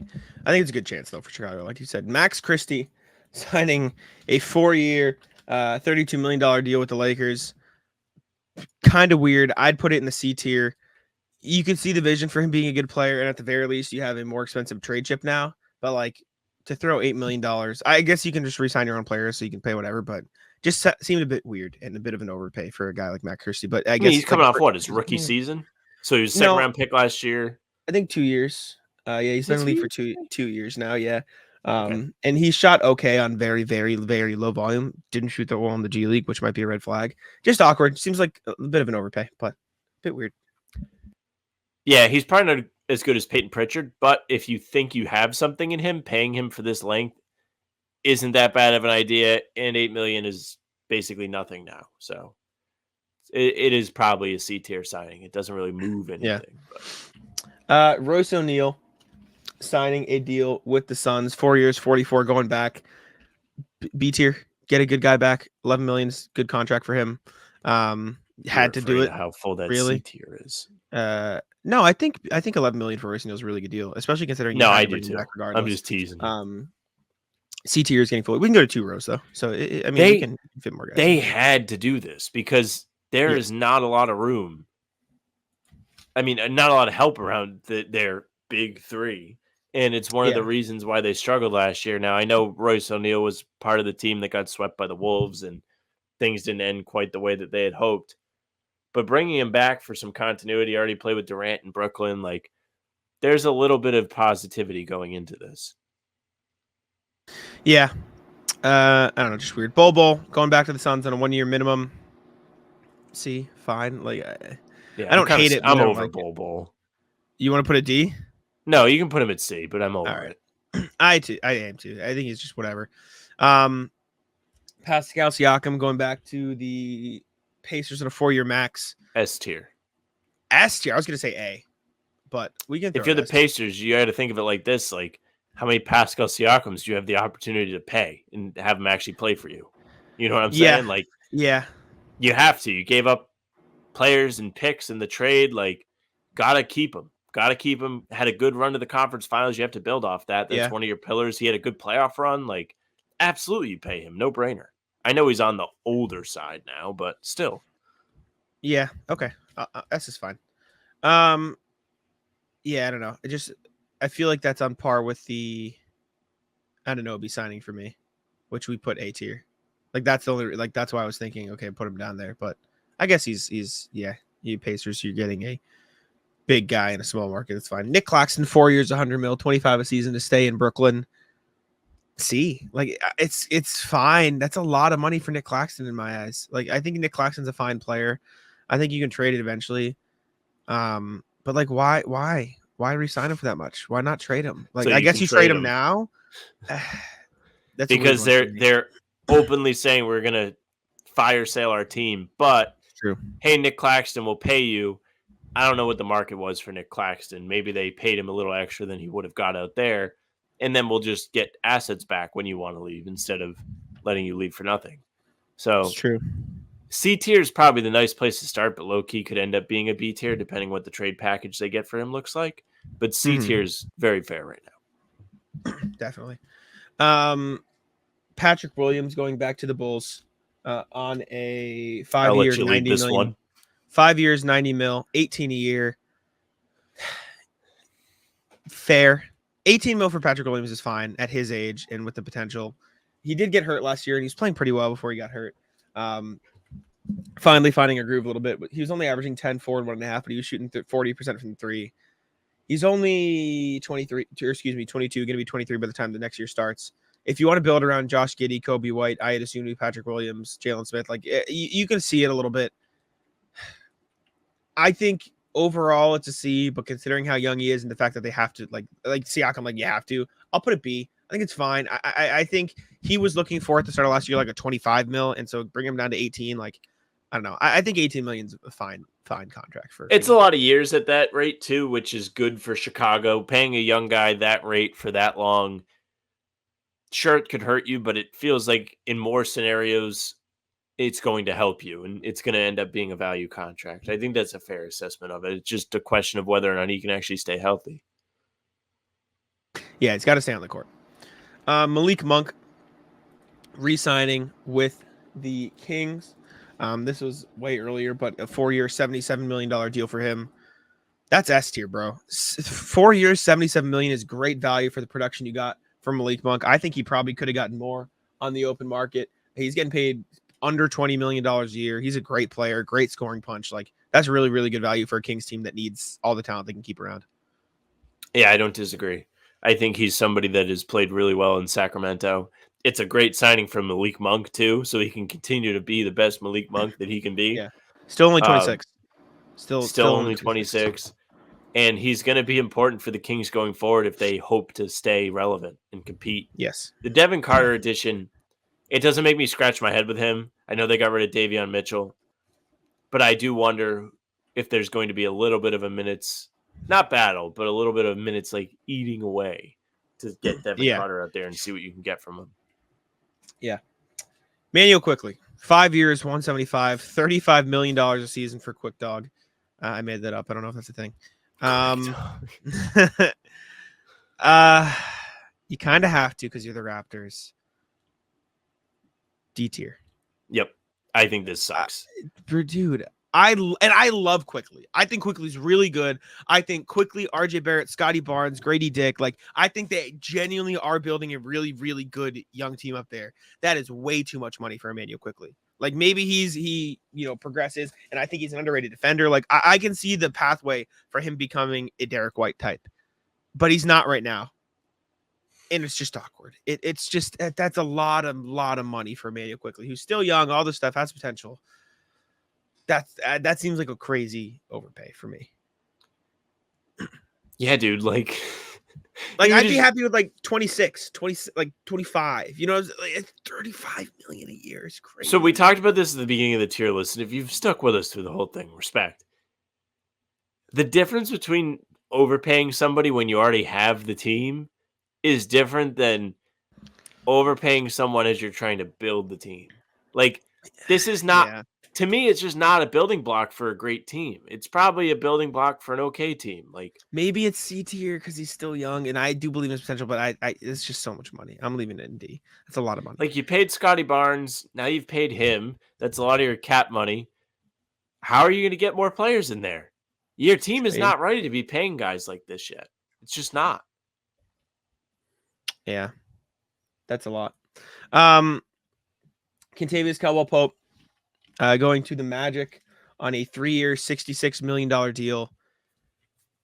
That's going to be a really, really, really damn good defensive team. I like this as A. I think this is a really good fucking signing for the Magic. That's where I land too. Jalen Suggs, Kentavious Caldwell-Pope, Franz Wagner, Paolo Banchero, and then Wendell Carter, whoever you want to throw at the 5. Like, that's a fucking great defense moving forward, and he is a perfect veteran for that crew. This rocks. Yeah, he's won a championship. He's joining a young team. He plays both sides of the ball. He's a top tier 3-and-D guy for guards. Like, I don't know what player you really could have asked for if you're Orlando. Like, just joining your team. Like, these are the kind of guys that you can pay because you already have foundational pieces that have proven to you, hey, we're ready to compete. Like, Orlando 5th seed last year, goes to 7 games at Cleveland. Paolo's only going to get better. Franz is going to get better. They have so many young pieces around them. Now you're bringing in a guy that's been there, that's won a title, who's played with Jokic, who understands how to move without the ball. Like, great fit. Absolutely, you pay him. Definitely. Shout out KCP. Good deal. Jonas Valanciunas signing a 3-year, $30 million deal with the Wizards. Very weird, but Good I do value. get it. Fine. The explanation that I found for this, because I wrote about this because I cover the Wizards. Apparently, there were rumblings and rumors, I don't know how much of this is true, that Alex Sarr would like to play some power forward. And so getting a big guy who can take on some of the, I can, body and be at Jokic a little bit. And you can use Alex Sarr as the Robert Williams roaming free safety defense with 7'1", 7'7" wingspan. Like, you get it from that perspective. Get in a veteran, get in somebody who can eat up some of those minutes. It's a bit awkward. I'd land between C and B because the fit just seems a bit weird with the rebuilding Wizards and Williams. But you like it for B? Yeah, I mean, if you're talking about bottom feeding teams, this is a better signing than Tobias Harris to the Pistons. Yeah, like Valanciunas, a versatile big guy on offense. He has a good post presence. He can shoot the three a little bit. He's big, and like you mentioned, it opens up the floor for Alex Sarr to kind of take on a different, unique defensive role and probably be the best version of himself. So Washington is not anywhere near being a good team yet, but they're kind of putting pieces in there where they can have quality players. Yes, they're building something fun. They're that's a young tradable contract, by the way. Tyler Rucker was tweeting about it. It is. Tyler Rucker was tweeting about it. They're doing something right in Washington now. They're building something better. Klay Thompson, 3 years, $50 million deal with the Mavericks. Update from Woj, no player option, just 3 years straight, $50 mil. B, I think. I think that's a good signing for them. I do too. Cheap you want A? You want an A? No, I'm not willing to go A yet. Okay. We'll have to see how it actually. On paper, it's a B signing. His exit from Golden State was really weird. I didn't realize. I think A. I think I'd be happy putting it in A. That's really good. I think he's a really good player still. And I said this on the last pod when we were talking about him. Klay Thompson, for all the shit that he got for his bad exit in Golden State, bro, this is a guy, 77 games played last year, 18 points, 3 rebounds, 2 assists, 43 from the field, 38.7 from 3 on 9 3-point attempts a game. That's the exact player you want next to Kyrie and Luka. And not only that, why did they go out in the playoffs? Their role players couldn't make threes. You know who's going to make threes? Motherfucking Klay Thompson. You sold me. 16 mil is a lot cheaper than I thought. A, I know he didn't do it in the play-in game. He shot 0 for 10 in that second play-in game, but I'm not going to put all my stock into whether or not to sign him into one singular play-in game when we have an entire career history of him being a dominant 3-point shooter. I'm not going to do that. I see you smirking. Not going to do it. I refuse. So the reason I'm smirking, well, 2023 wasn't as bad as I thought. 37% from 3 in the playoffs. Yeah, I remember him being real bad in the Lakers series. I think that's just what stuck with me. 37 on 10 attempts a game. That's giving you 3.5 threes a game. That's pretty damn good. That's better than what the Mavericks role players were giving him for 16 mil. No, even if you're walking in with washed clay in your mind. Yes. Yeah, dude, it's better than if you take your pick of Mavericks role guy, he's better than them. And the $16 million a year is crazy. This just makes me scratch my head, though. Did Golden State just want, they're sick of him? They didn't want anything to do with him anymore? If you're the Warriors, you wouldn't pay him $16 million a season? Yeah, from what I heard, I think Malika Andrews had it. Apologies if I'm wrong, but it was last summer left a bad taste in Clay's mouth. As in what respect? I think it was the context. Yeah, I think it was the context of how much they were willing to offer, how much they were willing to pay. And so I think he was just kind of sick of it or whatever. So maybe that was it. And also for Golden State, letting him walk and letting Chris Paul be waived opens up their MLE and saves them a little taxes. So I think it maybe is a way for them to get cheaper a little bit. And I guess they got DeAnthony Melton instead. Still would probably rather have Klay, but it's not like you lost him for nothing. You still got to use MLE and grab DeAnthony Melton. And there's supposed to be a sign and trade, so we'll see what happens. Yes, so we'll see what happens there. Okay, final tier list. I'll read it quick. S tier: Tyrese Maxey, Pascal Siakam. A tier: Paul George, OG Anunoby, James Harden. Paul George, Sixers. OG back to the Knicks. Harden back to the Clips. Oubre to the Sixers, Chris Paul to the Spurs, Malik Monk to the Kings still, KCP to the Magic, and Klay to the Mavs.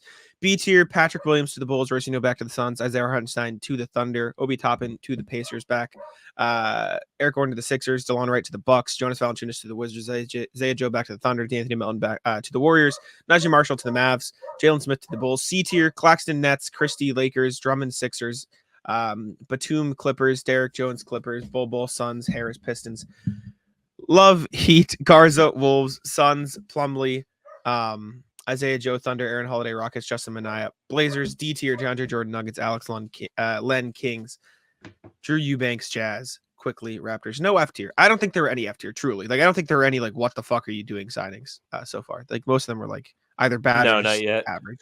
Not yet. Yet is the keyword. Yet is in fact the keyword. All right. Good tier list. Let's go to the rest of the NBA section now. That took far longer than I thought, but it was fun. I had a good time. It was worth it. I agree. Dejounte Murray was traded to the Pelicans. We haven't spoken since then because this was over the weekend, and we pre-recorded a day earlier this weekend. Dejounte Murray joins the Pels in exchange for Larry Nance, Dyson Daniels, and 2 first-round picks.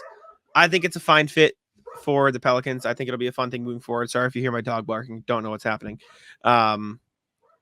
And the Hawks are rebuilding, so I guess it makes sense for them too. And Larry Nance's wife was less than pleased because he got traded during kids' bedtime and he was pulled away. She tweeted about it. It's very funny. I didn't know that happened. I'll pull it up while you talk. Yeah. This is a really good trade for the Pelicans, I think. I think they are doing that thing where they think they're ready to go to the next level. Zion, when he's actually on the court, has been pretty good. He was a fat shit for half the season last year, and then the in-season tournament final or semifinal happened, and everybody cooked him.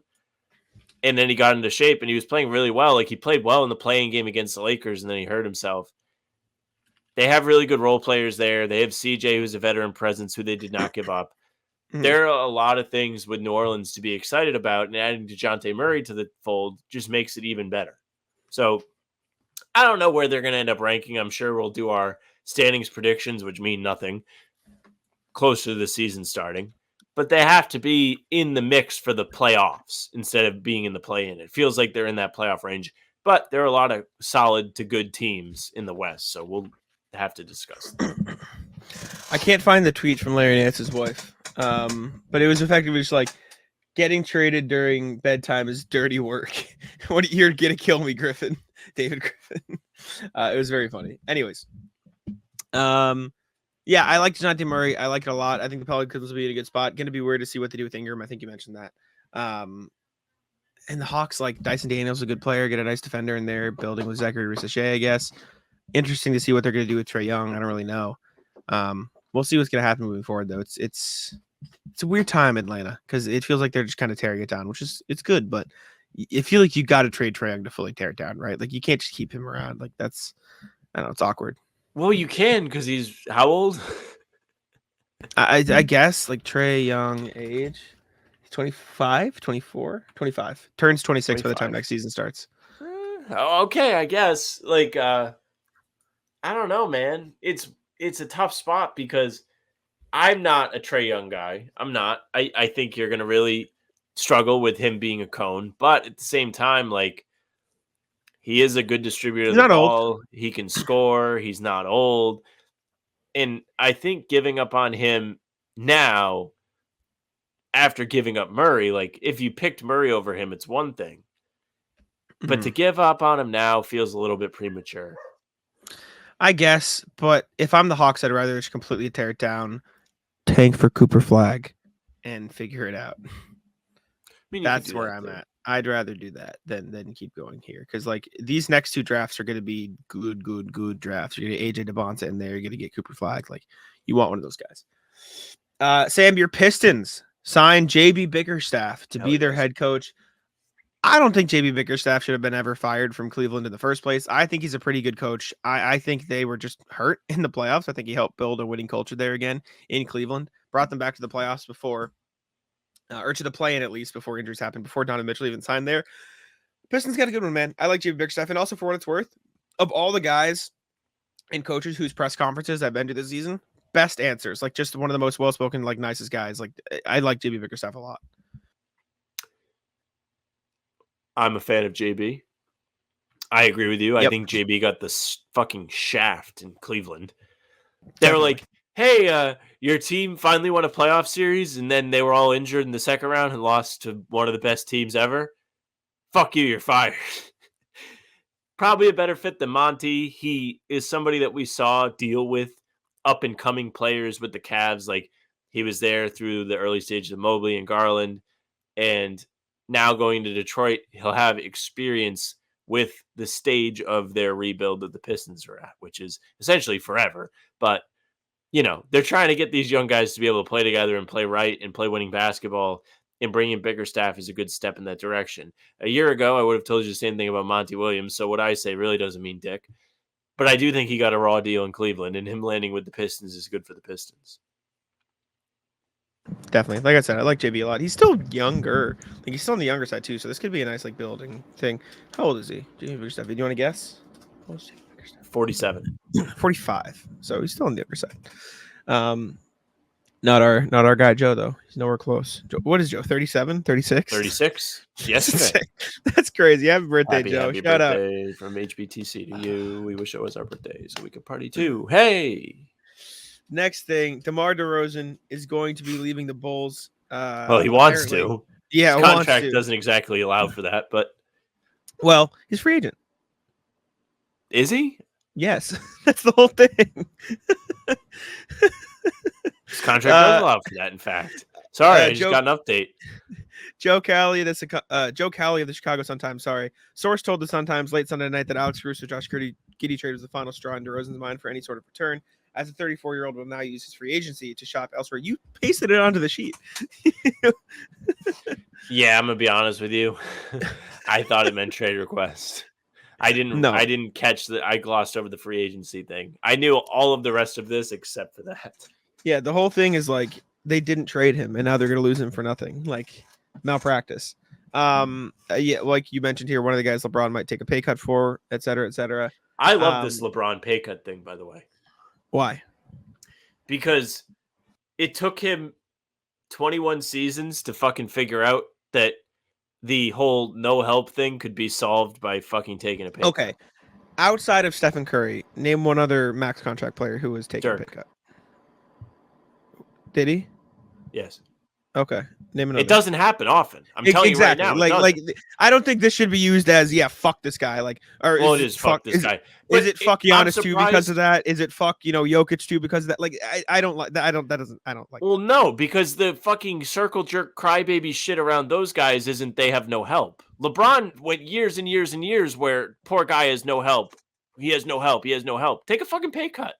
But one max contract player taking that doesn't it's not he doesn't take up the whole max salary with his own thing, like his own contract with a max contract. But what I'm saying is if it's no help, fucking take a pay cut. Because what I'm saying is if like him taking a pay cut would not significantly help because they still have room to make all these other moves. Like the point is not LeBron didn't take a pay cut so they couldn't sign guys. The point is they signed the wrong guys. The guys they signed sucked and they didn't put a good team around them. Like every single team in the league that has won a championship has a max contract player making max amount of money who didn't take a pay cut, but their teams put the best teams around them. I'm not even really saying this about like the current Lakers. It's more about like years and years and years ago. All you heard was, "Oh, Cavs don't have enough help. LeBron needs more help," and it was like, yes, because that logic doesn't make sense though. How does your logic doesn't make sense? Because him taking a pay cut. Like, it's not like because he didn't take a pay cut, they didn't have money and they didn't have the means to make better moves and add talent to the team. Like, the one max contract player doesn't take up the entire salary to the point where they can't bring in help. That's not how it works. Like, if Jayson Tatum did have like players on those teams, but the thing was still more help. Yeah, because the players they put around him were bad. Kyrie and Kevin Love were bad. More help wasn't the Kyrie Kevin Love years. Maybe it was the post Kyrie when it was just you're right. It was the post Kyrie. So like him taking a pay cut would not have made the difference there because they just signed the wrong players and put shit team around him. Like I get the complaining and the bitching and whatever. Like I'm not like I don't care for that. Like I think it's whatever. Like I'm not disagreeing with you on that, but I don't think LeBron taking a pay cut is the like solve of all the problems. Like that wasn't the problem. They still could have brought in more players. Like if LeBron has like more endorsement money than God. Like he could play for the minimum and be fine. I think that's stupid logic. I think that's dumb. LeBron taking a pay cut. Like every team has a max player that you build around. The problem wasn't, oh my God, LeBron is so fucking selfish. Didn't take a pay cut. No, every team. Giannis didn't take a pay cut, and they put players around. It's an easy solution to the problem of people saying LeBron has no help. Putting all the onus on LeBron is dumb. Like It's not all the I onus, but it's an easy the way way to- you're phrasing it is all the onus, though. You're saying like all these people, like it's fucking LeBron's fault for not taking a pay cut. Like that's just not how. Well, the you're league works. absolutely correct. Like they did not put the right players around with the money that they had, but they could have had more money, and more money could have intrigued better players to No, come play. that's dumb. No one takes pay cuts. Like so few players take. Pay cuts. I Like, gave that's you 2 not- pay cuts right off the top of my head. I know. I'm sorry, and then I changed it to so few players take pay cuts, and also. Steph didn't take a pay cut. They paid him a small salary because his ankle was bad, and then it just ended up being good because he boomed. Like it's not like it didn't take a pay cut. They just were able to pay him less money. LeBron or because not, they more didn't know. people should take pay cuts. Sure. They should. In today's league, it doesn't matter as much with the fucking CBA and how no one actually hits free agency. Like, I mean, you can attest to it. Like 6 p.m. yesterday was not what it would have been 10 years ago. Yeah, it happens. Anyways, also Dirk taking a pay cut was past like the Mavs years of true contention. What year was it? Oh, okay. No, I see pay cuts across his career. Yeah, Dirk's a fine example. Steph was. I mean, you could point at shaky Brady. because- It's a different sport, but he was like notorious for taking pay cuts. I think that's whatever. I think blaming LeBron for that is like you could blame so many players for that. No, you Why can. did- You can I actively blame think- so many people. Yeah, You're but absolutely that's right. just not how it works. Like I'm not like taking a pay cut. I don't. I don't. like The reason why it's like angled towards him is because I truly cannot tell you off the top of my head anybody that has had more has no help narratives around them. He had bad teams around him in Cleveland for years. Like I don't think it's I don't think it's an opinion like thing. Like objectively, he had shit teams around him, and I'm not saying like, oh yeah, fuck LeBron, like whatever. Like he just objectively had really bad teams around him in Cleveland until he left for Miami, and then he had like 2 years of bad teams around him in Cleveland after post Carey, maybe 1 year. But, That's like the span I'm focusing on. That first stint, nothing to do with him. Nothing he could have. And also, he wasn't like superstar, like making as much global endorsement money as he is like in that second stint. Like first stint, like still rookie contract extension LeBron, like you do it, you get your money. Like that's the stage where you get your money. But then if it's like, oh, no help. Yes, the team has a responsibility to make better decisions. Like a reason why that 2018 team had no help was because the Kyrie deal didn't really work out the way they'd hoped. Isaiah was hurt, etc. But at the same time, if he was making half the money, they still could have more cap flexibility. Both things can be true. he was making half the money, bro. He was already on a contract. It's not like he was under When contract he went still. back to Cleveland, he could have like signed for not that much or not half the money. He could have. Yeah, he was what 27, 28 at that point in the prime of his career. You're not gonna like no, that logic. He could have taken a pay cut to sign with the Lakers then. I mean,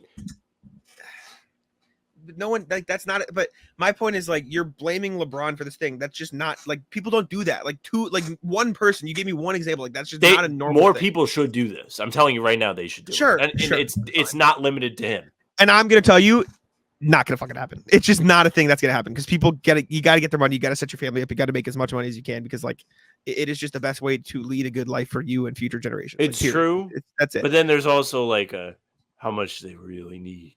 I'm not even saying just Especially for LeBron. How much does LeBron somebody need? like I'm saying at how much LeBron's is, level where how they much have all does the endorsements. how much does LeBron want for Bronny, and how much does LeBron want for Bronny and Bronny's kids and Bronny's family and LeBron's parents? Like he is setting his family up for generational wealth, and you just don't pass up on that. You just don't. Period. It's point blank done. Easy. Done. He's at a point where he would have that same thing, like generational wealth, regardless if he was even playing in the NBA. Don't pass up on money. You don't pass up on you don't pass up on $100 million. You don't do it. You just can't do it. Like it's Brady point blank did it. period done. Good for him. Claps. Proud. That's why the Patriots have as many titles as they did, because he did that. Okay, but I'm not going to blame LeBron for not passing up on $100 million. I think that's dumb. It Clearly is because nobody does it. I will commend Brady and Dirk for passing up on the money. I'll commend them, but I'm not going to blame LeBron for not doing it. I think that's unfair. Next NBA thing. Anyways, DeRozan leaving the Bulls. Good for him. Like, I don't know how that spawned out of that. Because DeRozan's one of the guys LeBron would take a pay cut for. Clay was also on the list. which is dumb because I think DeRozan would be a bad fit on the Lakers, but whatever. Yeah. The Jazz are reportedly going to trade Lauri Markkanen. People are expecting it now. If he ends up in OKC, oh boy. Oh boy. Well, because there's a world that could happen. Here's what I'll say about that. I don't disagree. But if he does end up in OKC, I do think there is a little bit of Kristaps in that where he's been on so many poor teams. Like, it's just like, oh, wait, I'm on a really good team. There's going to be a sacrifice. But I don't know if that's going to be the case for everybody that's there. Like, there may end up being a little bit of 2019 Celtics to it. Oh, no because way. all of these guys are so young. I don't think so. Because I think the only guys that might feel that are going to be the guys who are going to be the top 3 options on the team. Shea, J-Dub, Lauri. I guess Chet too, but I don't see that. Like I don't see that at all. Like you think of the way the Celtics. I'd say 25% chance. I don't really see it either. I don't think so. Because like the starting lineup would be what? Like let's assume it was Lou Dort and picks for Lauri Markkanen. It would be Shea, J-Dub, Lauri Markkanen, Chet, Isaiah Hartenstein with Caruso off the bench.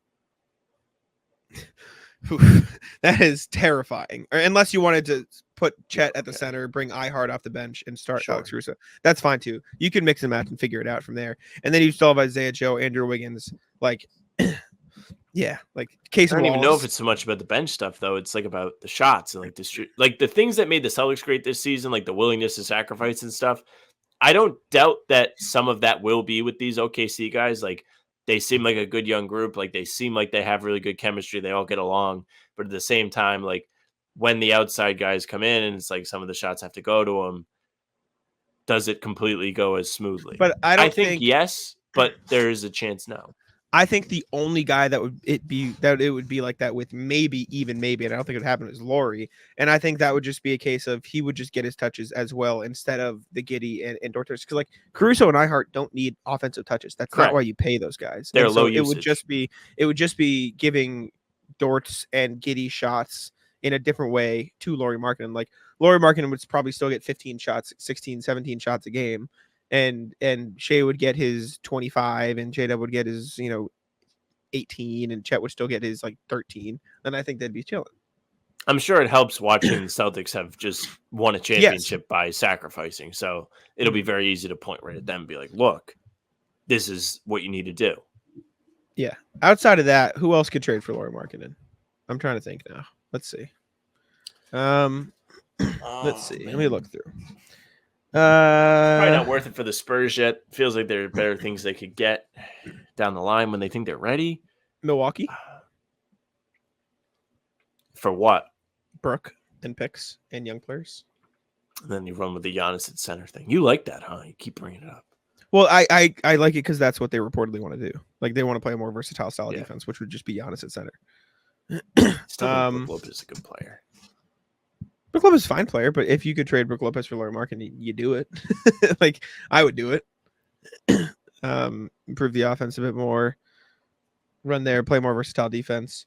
Julius Randle for Lauri Markkanen. Do you do it? What is the benefit of that for you if you're the Jazz? Picks. What picks? Whatever picks they have left. I don't know. This isn't updated in the picks that they gave up for Mikal Bridges yet, so I can't see. They gave up a lot of picks. I know they did, but they had a lot of picks. I think the picks I don't know. Off the top of my head, I don't remember which ones they had. I think they can still trade like 2030, 2031. Let me see. Let me look. So they gave up in the trade, they gave up 25, 27, 29, 31. And a swap in 28 and a 25 via the Bucks. That means they will have next year's Detroit pick protected 1 through 13, which could still be whatever down the line. I don't know what the protections that are going to be. They have next year's Washington pick protected 1 through 10. I think both of those could turn into seconds, but they are still really good protected picks. Exactly, but they're protected picks, and I think they are the type of protected picks that turn into seconds if they don't convey eventually. Do you know what I'm saying? So I don't think they're as so it good. Doesn't like eventually convey. It might. Yeah. So like example, that Pistons pick that they own would turn into, if it doesn't convey, the 2025 Pistons pick would turn into first round top 16. It would be top 13 protected in 25, 11 protected in 26, top 9 protected in 27, or else it's a 27 second round pick. So if the Pistons are a just missed the playoffs team or in the play-in by 25 or 26, 27, that'll be a mid first round pick, which still isn't bad. You know what I'm saying? Like, that's still like not a bad pick to have. Like, it's kind of crazy the Pistons traded that pick.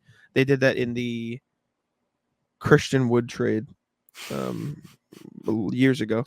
And the Wizards one, which was traded in the Russell Westbrook trade, is top 10 in 2025, top 8 in 2026, or else it turns into 2 seconds, which still 2 seconds. 2026 one might pay off. 2026. Well, even like if it's not like a 2026 second, 2027 second, those would still be like good second round picks. Which again, not a bad first. So 2 conditional firsts that aren't bad that they could trade for Lauri Markkanen is still what we're talking about here.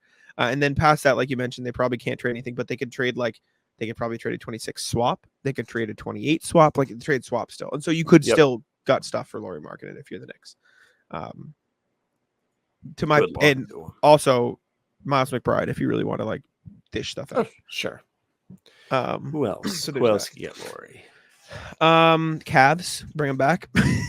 Run it back with Lauri Markkanen. Awful at the end of his thing with the Cavs. I'll never forget watching that playing game, rooting for Brooklyn real hard because rooting for Brooklyn, and he was brutal in that game. I don't think Philly could anymore. Orlando Pacers. If you're Indy, do you do it? I feel like you'd have to give up quite a bit, though. Like a lot of your rotation guys. I wonder how long. If you're going to do it, you have to do it now, so you can still have free agency. I wonder how long they have to wait to trade Toppin. Not that they extended him. 60 days, 30 days. Because like if you trade Toppin and like whatever first you can give up, still not bad. Then you can roll out Lauri at the 3. Do the Raptors go all in on mediocrity? The Heat. He unfortunately get sunburned. Well, I mean, you could trade Terry Rozier and picks, whatever you have left. That wouldn't be bad. Western Conference. Do the Warriors go after him? They could. I think that's my favorite. Holy fuck, is it raining? That's not bad. Yeah. Past that, I'm just looking through here. Let's see. If you're the Pistons, do you go after it? If you're the Hornets, do you say, hey, we want to make a little bit Hornets of a jump? might almost be there. He feels a little redundant with Brandon Miller, though. Like, I feel like you want to. I don't think so at all. Well, I just think you want to have Brandon Miller have as much opportunity to grow yet before you start making any trades. Like, you want him to establish himself before you start throwing in other players. Sure, but I think you're undervaluing Lauri's ability as a primary off-ball catch and shoot guy who can also handle the ball. Like right now in Utah, he is I have the ball a lot. I'm making plays, but like he's an elite 3-point shooter who can also post up. I think he's gonna get a lot. If he's on a really good team, I think he's gonna get most of his time off the ball. And I'm not saying the Hornets are there yet, but if you're the Hornets, you can still prioritize giving the ball to LaMelo Ball and Brandon Miller, and then just having Lauri play a primary off-ball role while he can also handle it and do some stuff. Well, that's where like I worry with this, right? Because I agree with you. I think he would really be a great fit on a really good team. Even though I was like, I'm worried about OKC. But with a team like Charlotte, he may get there too soon where they're like, but like he's an all-star level guy. Like we have to get him involved in our offense. And like Brandon Miller might suffer from that where he should be getting more freedom and his green light may diminish a bit. And there may be weird like growing pains with that. I don't know if you want to risk that yet. Like maybe they're rumored to be bringing in Josh Green. Like I think they're doing the right things right now where they're kind of bringing in guys that are all on the younger side. Like the Grant addition was pretty good for them after the deadline. When LaMelo's healthy, he'll play well with Brandon Miller as his second guy. And then the rest of these guys can kind of fill in. I think once they're ready, adding a Markkanen type will be good, but I don't know if it's the right thing yet. Probably. You don't want to stunt growth. All right, hear me out. I'm going to be wild for a sec. How much better or worse do you get if you trade Michael Porter Jr. for Lauri Markkanen and Jordan Clarkson? I think if you're Denver, it's not the worst thing in the world because they really don't like the MPJ contract, the fan base. They think it's a bad contract. They think the production you get from him really isn't worth it. I think you're essentially replacing him with Lauri, and then you get an extra scoring punch off the bench with Clarkson, but he doesn't play defense. The only problem is you'd have to extend Lauri after this year, and they have not shown a willingness to do that yet. So that's scary. Thunder we talked about. Clippers. I don't know what picks they have to give up. But I wouldn't. I don't think they have a lot of picks. I wouldn't be shocked if the Clippers were in on it, just because I feel like they're really desperate to stay afloat. mm-hmm. But I don't really know what the trade would look like. I don't know what they don't really have much to trade. Right. I don't know like what Utah would get back that's worth it that the Clippers would be willing to give up, where it would still make sense for them to make this trade. Yeah, because you can't gut the supporting cast too much, or it doesn't make sense. Well, you could do like Norman Powell and whatever picks and seconds you have, but I just don't think they have enough to entice it. Like there is 1-to-1 because Lauri only makes 18 mil, so it's not like he makes an obscene amount of money that you have to combine for it. If you're Dallas, you're really wishing you held on to Tim Hardaway Jr. a little longer here. Would you? I don't think they would trade PJ Washington right away, but you could do that, and that would be funny. Somebody put out that the meme of like the hey guys, like I'm really trying to help. Mm-hmm. It's Luka, guys, we're down 15, please lock in and help. It's Kyrie saying hella with like all the emojis, and then it's Clay just showing off his 4 rings.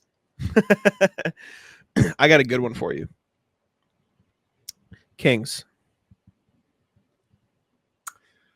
Yeah, it makes sense. Like they Harrison do have Barnes and all the picks. Yeah, that would be an upgrade. And it makes sense because like the De'Aaron Fox future seems a little cloudy right now. It feels like they have to take a step in the right direction if he's going to stay. There could be some desperation there. I have a better one for you. Spurs. Didn't I say Spurs? Maybe, but I didn't hear you. Keldon Johnson and picks gets you there. Easy, done. I don't disagree, but it's just like another one of those. Do you want to wait and see what your young guys do, and then take a swing later down the line when everyone's more ready to play? Mm-hmm. Yeah, I feel like I just got Jameson, where like I told you an idea, you told me no, that sucks, and then we came back. What about this? I don't think you said it sucks, but you don't remember it. No, I didn't. Maybe I didn't say it. Comments, say if I said it or not. Let me know if I'm getting gaslit. I definitely thought it. Did I get gaslit? No, think about that though. Like next year, it's obviously short term because Chris Paul is like a short term solution. But like you could roll out Chris Paul, Stephon Castle, Devin Vassell, Lauri Markkanen, Victor Wembanyama. That might be a playing team in the Western Conference. Like that's fucking really, really good. Like, and Lauri Markkanen is like only 27. It's not like he's like 90. Like he's still up there. He's still there. Rockets. Do they swing? The Rockets are starting to become a trade team because it feels like they have too many guys. Ooh. At the same level. Does Memphis swing? Bro, I can see it. I'm laughing because I think we're just gonna go. Oh, does every single team? That's the thing because he makes go to every team. He makes little enough money where it could make sense for plenty of teams. You know what I'm saying? How much do you make? 18 million? 18, yeah. Celtics literally cannot do it. Because of the second apron, you can't aggregate players in trades. Shut the fuck up. I know Jake Eisenberg earlier in the season said he would trade Drew Holiday in a deal for Lauri Markkanen, or at some point did that, and I thought he was insane. I wouldn't either. Last one, weirdest one, Portland. I don't think they're ready yet. They don't have a direction. I don't think so either, but they have shown that they are willing to buy, which is odd, but well, they bought an Avdia who's like still kind of a project. Like Lauri feels like he's like 3 years removed from that. Yeah, I suppose. How old's Avdia? He's only 22, but I'm just saying like he had a phenomenal end of the season last year, and last year he averaged 15, 7, and 4 on 50, 37 splits. Like he is damn good player. No, they bought it a good time, but like Markkanen is how old? 23, 27. Right. So like the gap, like I know. Yeah. Denny is more on par with what they're trying to do. Like if that happened and he went to Portland, it would be a very Chicago Bulls move. Yeah. All right. Ratless time. We're almost, Jesus Christ, 2 hours in. Okay, Ratless. This is what we call a podcast. This is insane. Okay. I don't what think do we you got? wasted any of our minutes, though. Maybe We LeBron stuff, but besides LeBron that, might have been a waste of time, but that's okay. Jesus Christ. All right. What do you got? I'm We gonna spent rat list. almost an hour on the free agency recap, by the way. Well, 51 free agency is minutes. important. It's like an event. No, it was crazy though, and there's still more to go. Like there's still some pieces that need to. Yeah, no. Free agency is like a good use of our time. We're gonna jump off this podcast, and the Celtics are gonna sign someone. That's okay. Free video. I'm gonna say rat list. Rat list my basketball friends yesterday. You know, they were like, "Hey, you guys want to run at 10:30?" One person showed up. That's fucked. Got to play good one-on-one. Got good work because I haven't been playing a lot of basketball lately. I'm probably not going to play today because it's pouring out. I just don't feel like going out in that, so I'll probably just settle for Xbox. But I would like to go. Probably won't. But yeah, everybody was like, "Oh yeah, you guys down?" Everybody was down. Then it rolls around. Nobody wants to play ball. Nobody's down. Fucking losers. That's Rat tough. fucks.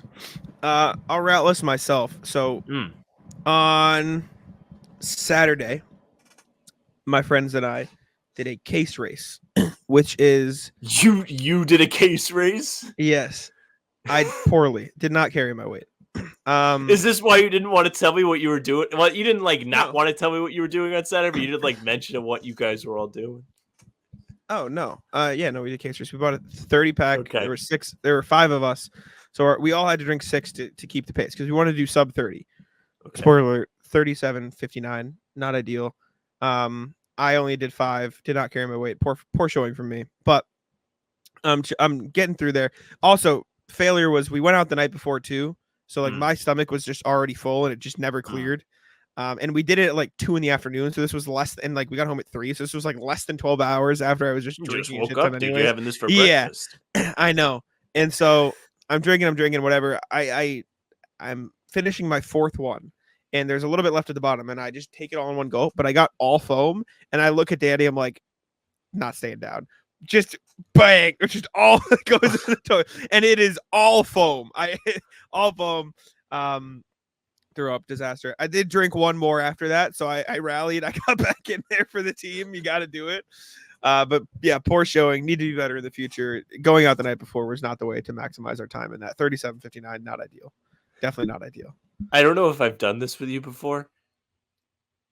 Powerade, not number one thing to throw up that's a good experience.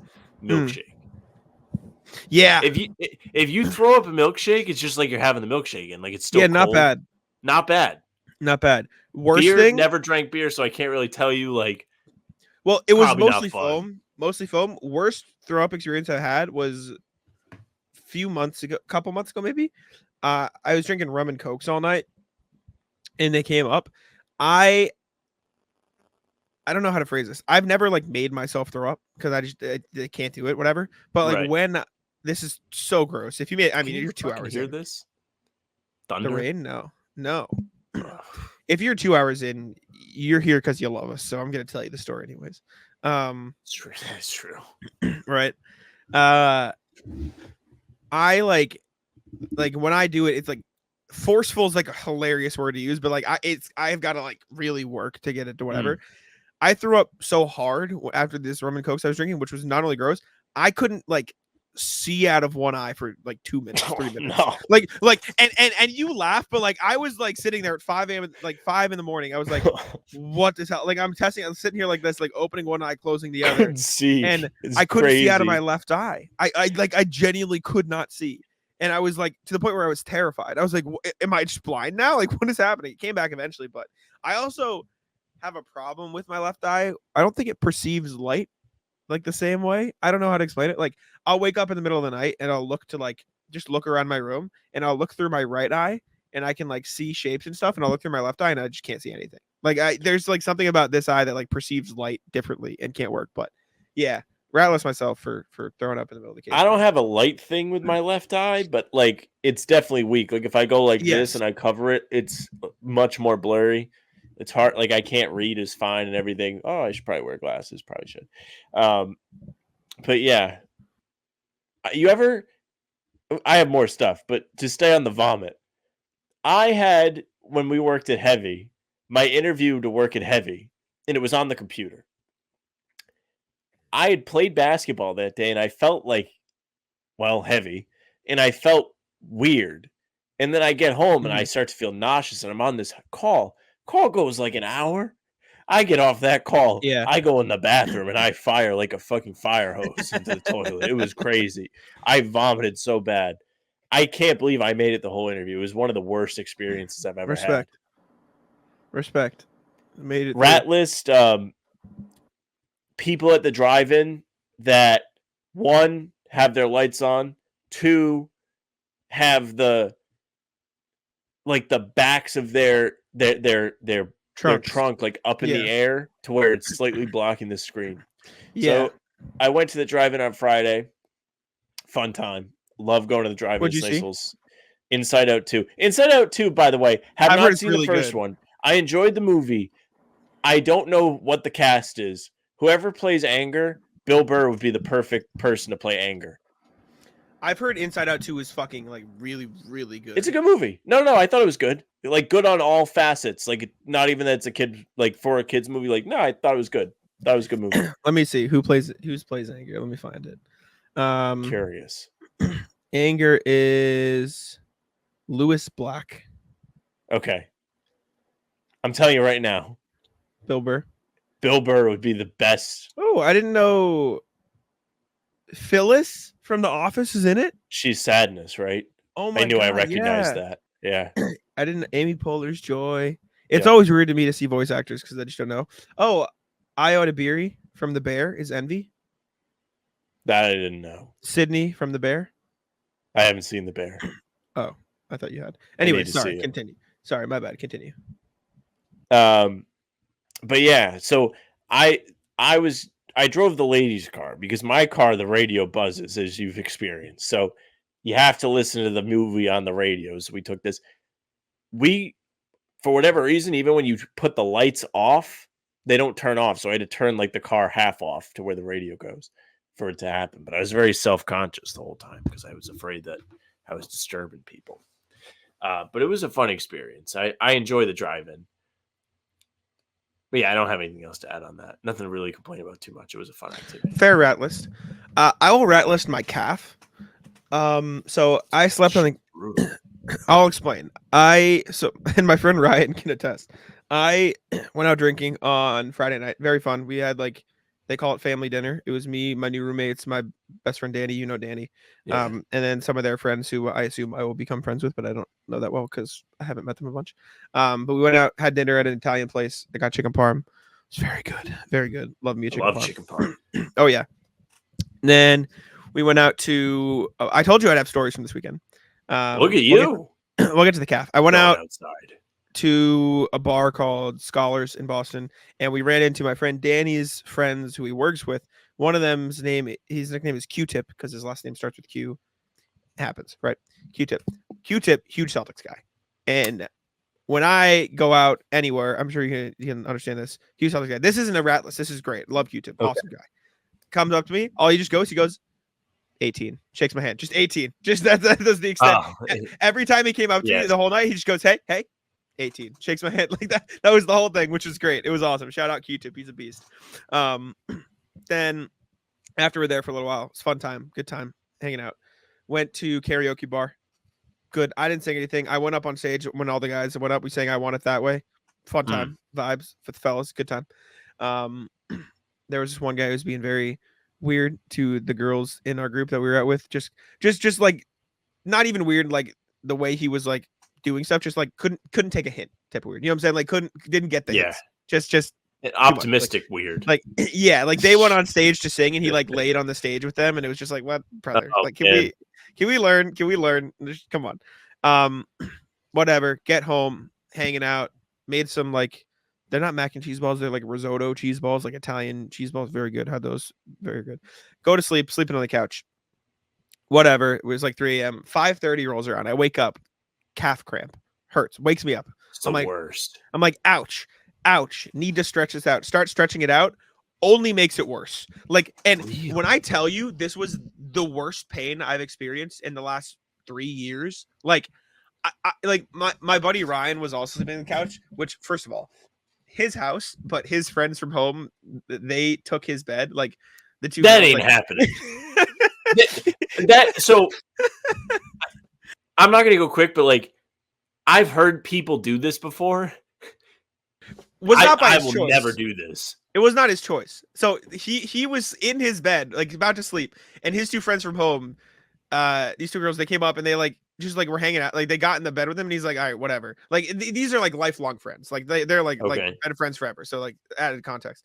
And then he was just like, all right, there is no room. I'm going to sleep downstairs. So whatever. He was on the couch is the point. But the next morning he goes, Jack, are you okay? I heard you at 5 a.m. like writhing in pain. I'm like, my calf hurt for the next 24 hours. Like That I was shit's no limping the joke. whole You next fuck day. up the calf cramp, Dude. you're gonna be screwed.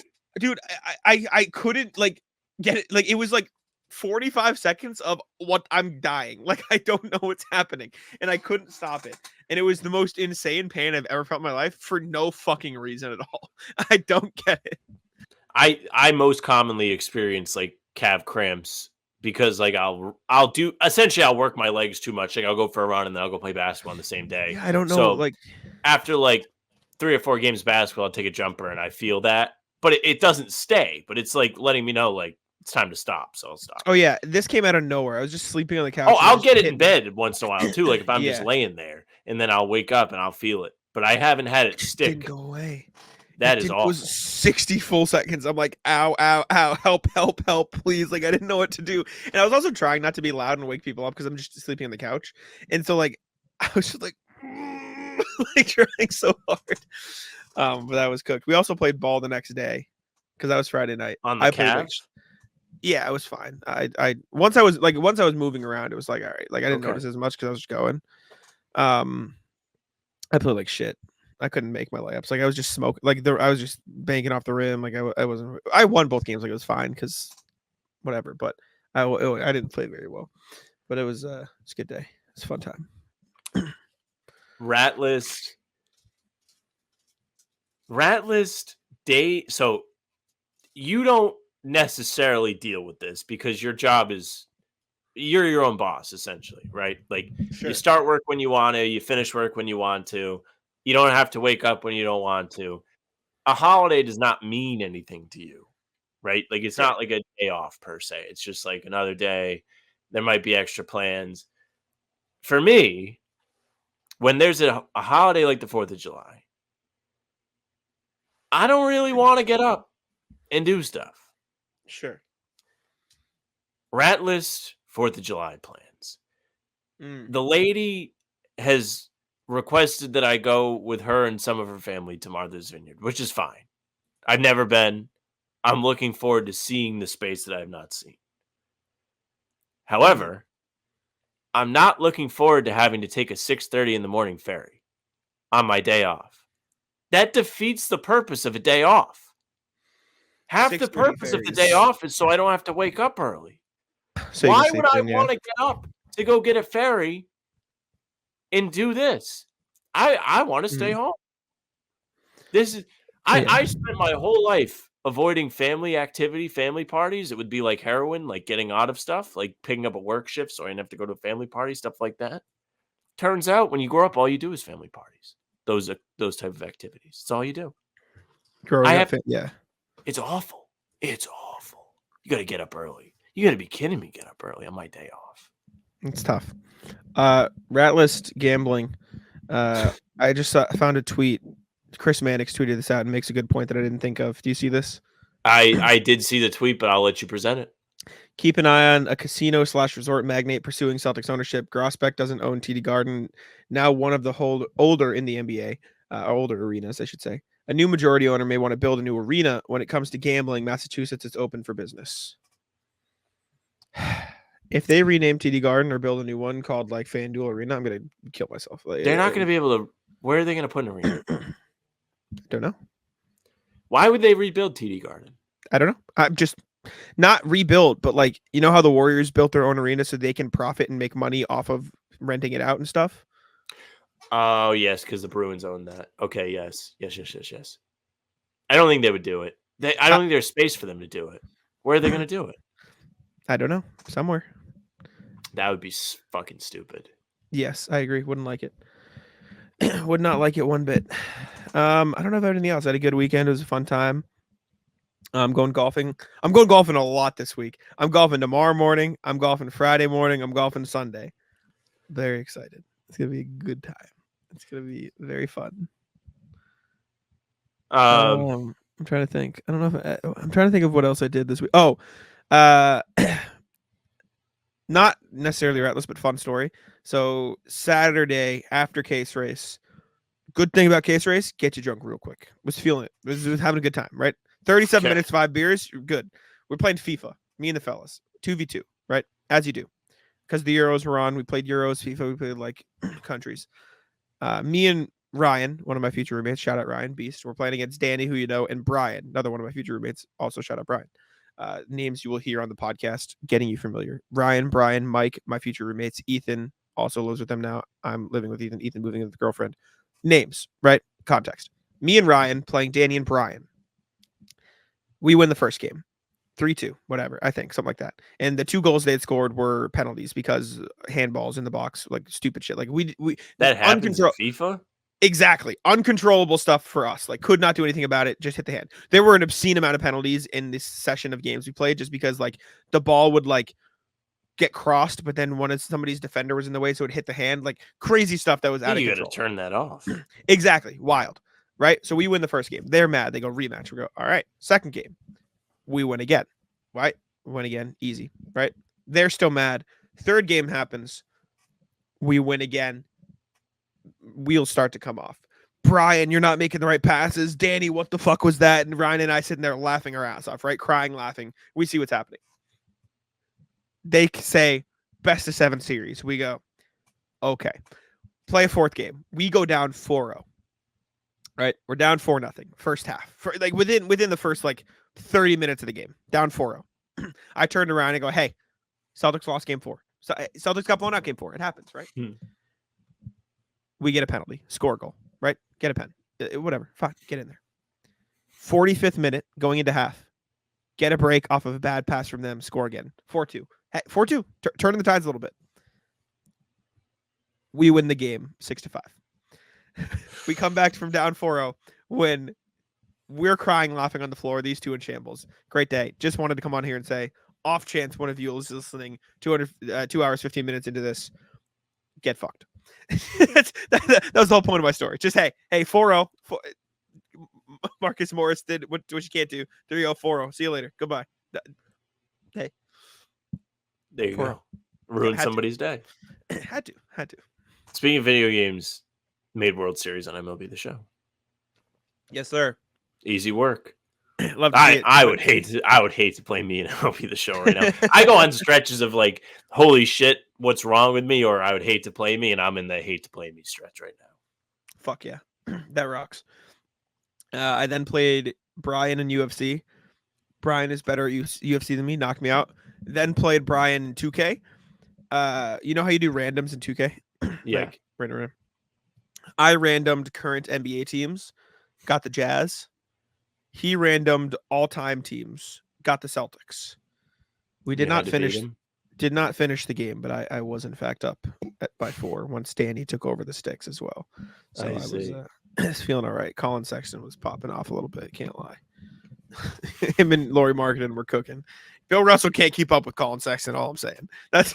I feel like you low-key should be able to. Not in my game. Not when I got the sticks. Okay. Not when I got it. I think that's all I got, though. You got anything else? I'm sure I'll have stuff from like golf and everything else this weekend, but nah, I'm good. Yeah, I don't have anything that I can really. This might be the longest podcast we've ever posted, just for no fucking reason at all. Like, what do you mean for no reason? We did a free agency thing. I know free agency, but like, it usually when it goes this long, like everything we've ever had go over 2 hours, just had a guest, and because we talked and we also talked to a guest, like just us chatting, us just yapping for 2 hours. But anyways, probably appreciate y'all for better at this now. Yeah, it's true, but maybe hopefully the 2 hour time doesn't turn people away. Appreciate y'all for tuning in. Make sure to leave a like, subscribe to How About Them Celtics, putting out videos, content every single day for y'all on the channel. And yeah, I'll let Sam wrap it up. Hey, thank you very much for listening and watching. Make sure you subscribe to the channel. Hit the bell so you don't miss any of our daily uploads. Who would want to miss a 2-hour episode? Not me. Full pods Tuesday, Thursday, Sunday, game recaps when there are games the morning after, and then other videos in between. Again, the bell will keep you posted for free agency. We'll be doing streams and stuff too. It's really weird with the July schedule because we're going to be traveling and then traveling separate, and we'll see what happens, but we'll probably do stuff. You can also find us on Spotify and Apple. All pods and game recaps will be there, so follow us. They'll go to your feed. Leave a 5-star review. We'd appreciate it. Email us, hbtcpod@gmail.com. All of your free agency thoughts can go there. Rat lists can go there. Anything else about the show, send them in. We'll read them during the show. We appreciate it. Socials are at How About Them C's for Twitter, Instagram, TikTok. Facebook's the name of the pod. Streams are there. They're on YouTube. They're on Twitter. Jack's Twitter is Jack's Money NBA. Mine is at Sam LaFrance NBA. That's it for us. Bye. Taco, come on. Taco.